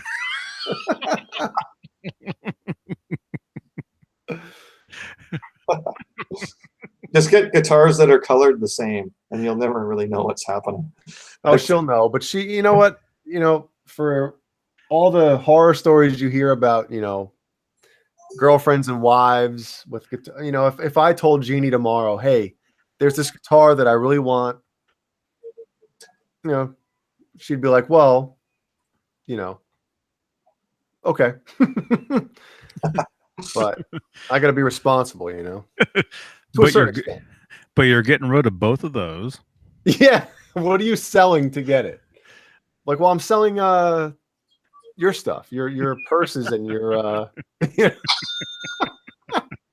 That's right. Where is it?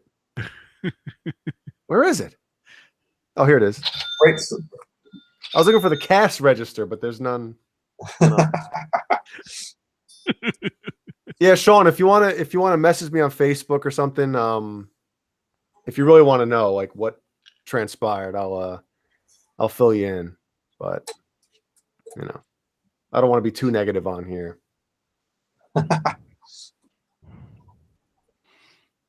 Cool. So Jay, you're babysitting tomorrow? You know, I don't call it babysitting. That's, No, that's, my baby, that's his so- own kid. Yeah, it's That's not so, babysitting. yeah. And then what That's- happens Sunday for you, Jay? What do you mean? Well, what are you doing?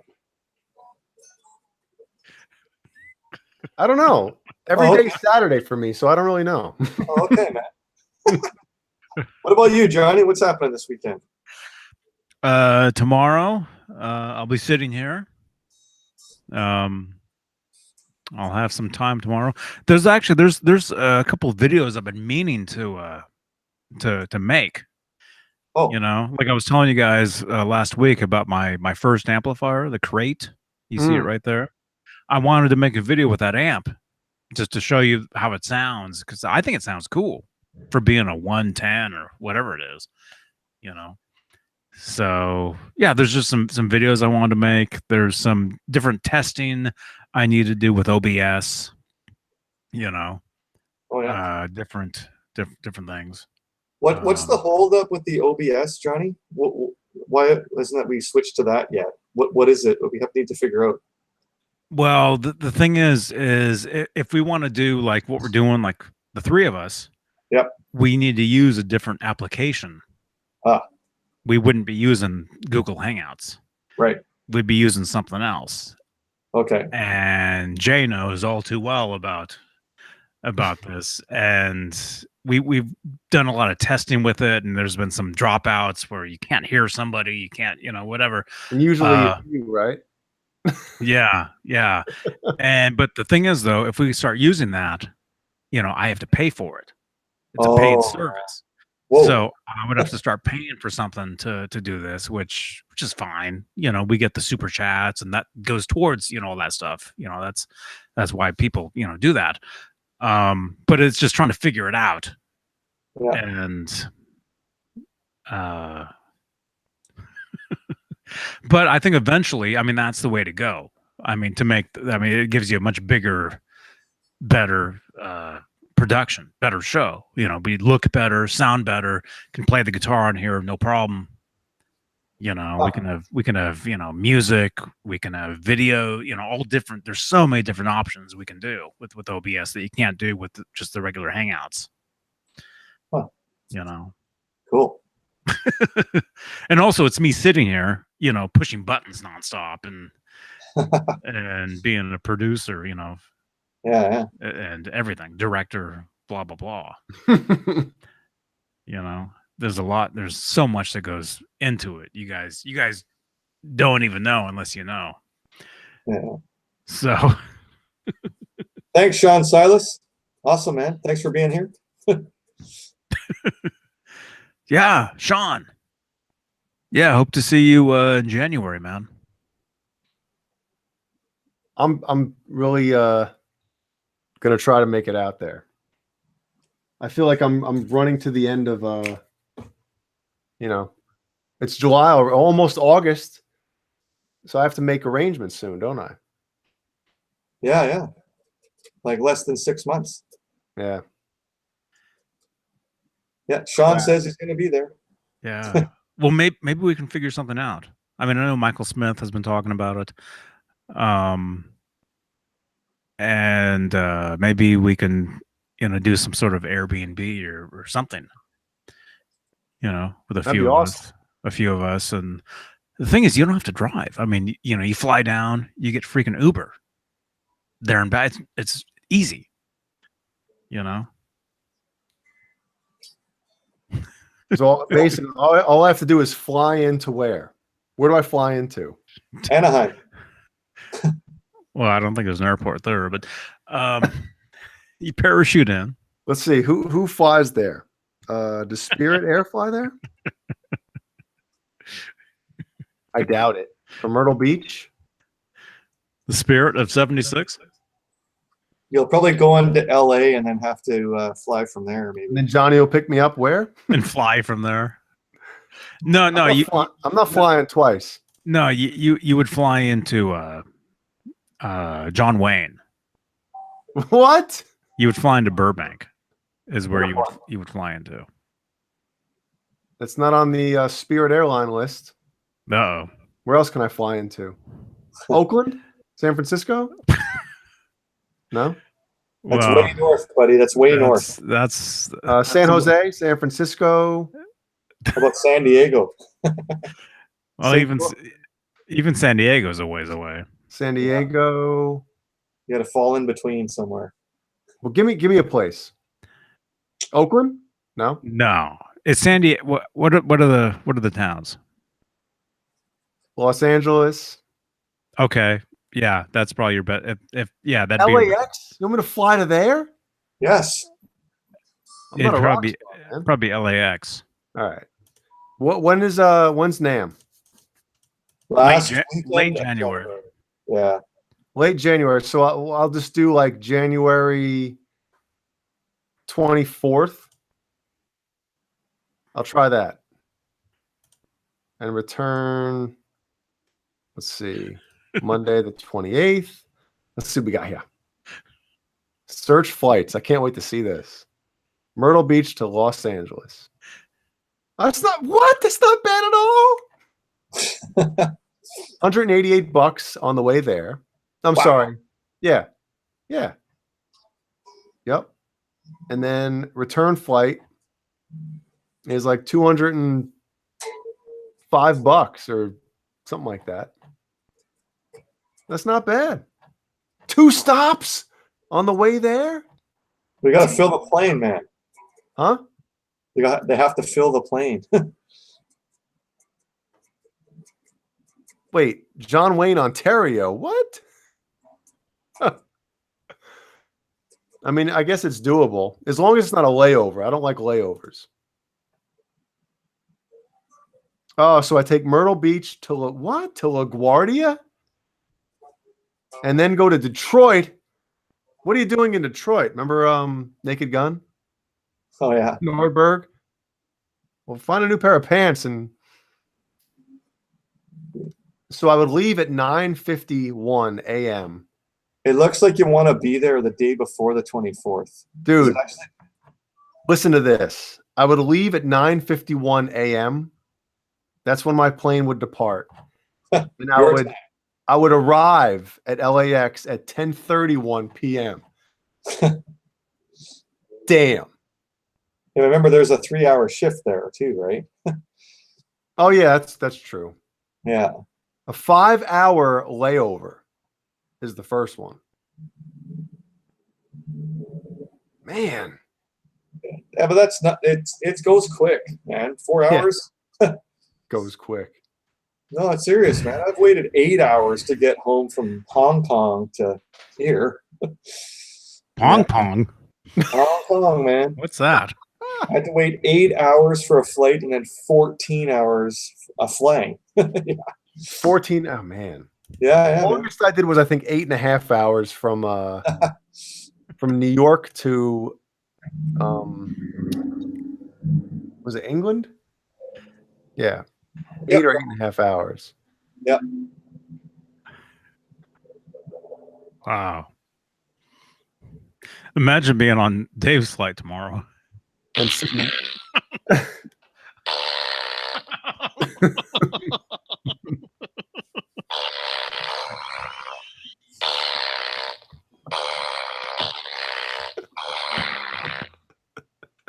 wait.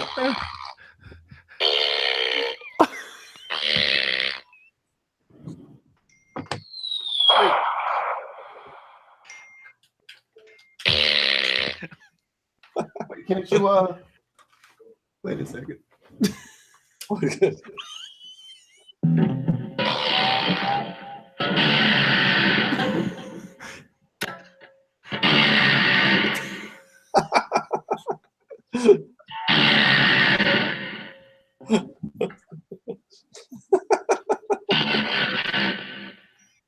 the delay, you hear it?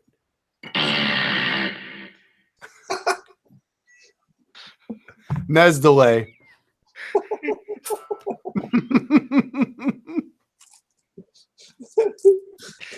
Oh, Fender Guru says you guys are mean. I didn't force him to eat that before a flight. He's not supposed to be eating that. Oh, Fender Guru is gonna message Nez, tell him.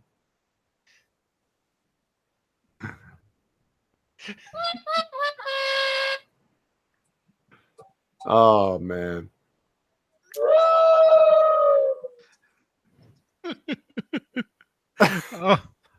Oh man, look at my glasses. I'm laughing. Oh.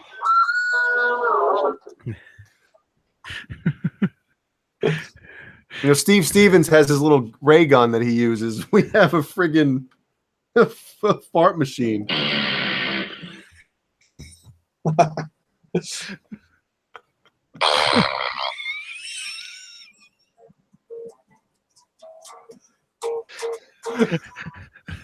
The new pedal, the nose, the poodle.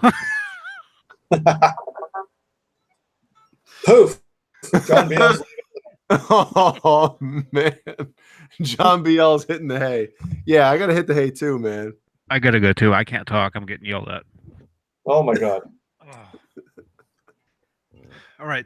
Let me just say real quick, good night, everybody, and thank you so much, everybody, for watching this stuff. And thank you. Everybody give yourselves a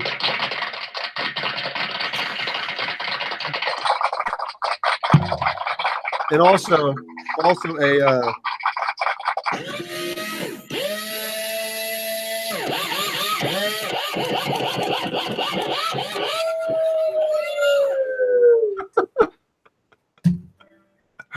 oh man.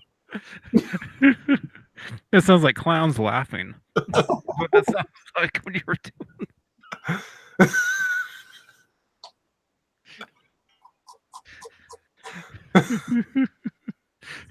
pound cake. When you hold this up for Nesdal, it's poo cake. Bleh. All right, take it, Steve. Okay, everybody, thanks for being here. We'll see you Tuesday night, 5 o'clock Pacific, for Johnny's next program, 8 o'clock Eastern, and then again Friday at 5 o'clock Pacific. And the late show, usually 9 o'clock to 9:30, somewhere in there we start on Friday nights. Click the bell if you haven't already, so when Johnny goes live, you'll get a message sent to you. And check the links below. You've got my channel, lots of original music on it, some cover stuff. You got Caleb's channel for guitar leads. And yeah. And my Instagram page. Come on, Steve. There it is. Loud. Yeah, yeah. Pick up one of Johnny Beane's shirts. You can get a coffee mug, maybe a stickers in there. And other than that, we'll see you guys probably Tuesday night. And have a great weekend, everybody. Thanks for being here. And yeah, we'll do the poll question for next week. Give me your top 3 favorite drummers. That'll be the poll for next Friday. Thanks, everybody. Have a great weekend. Bye. Beh. Beh.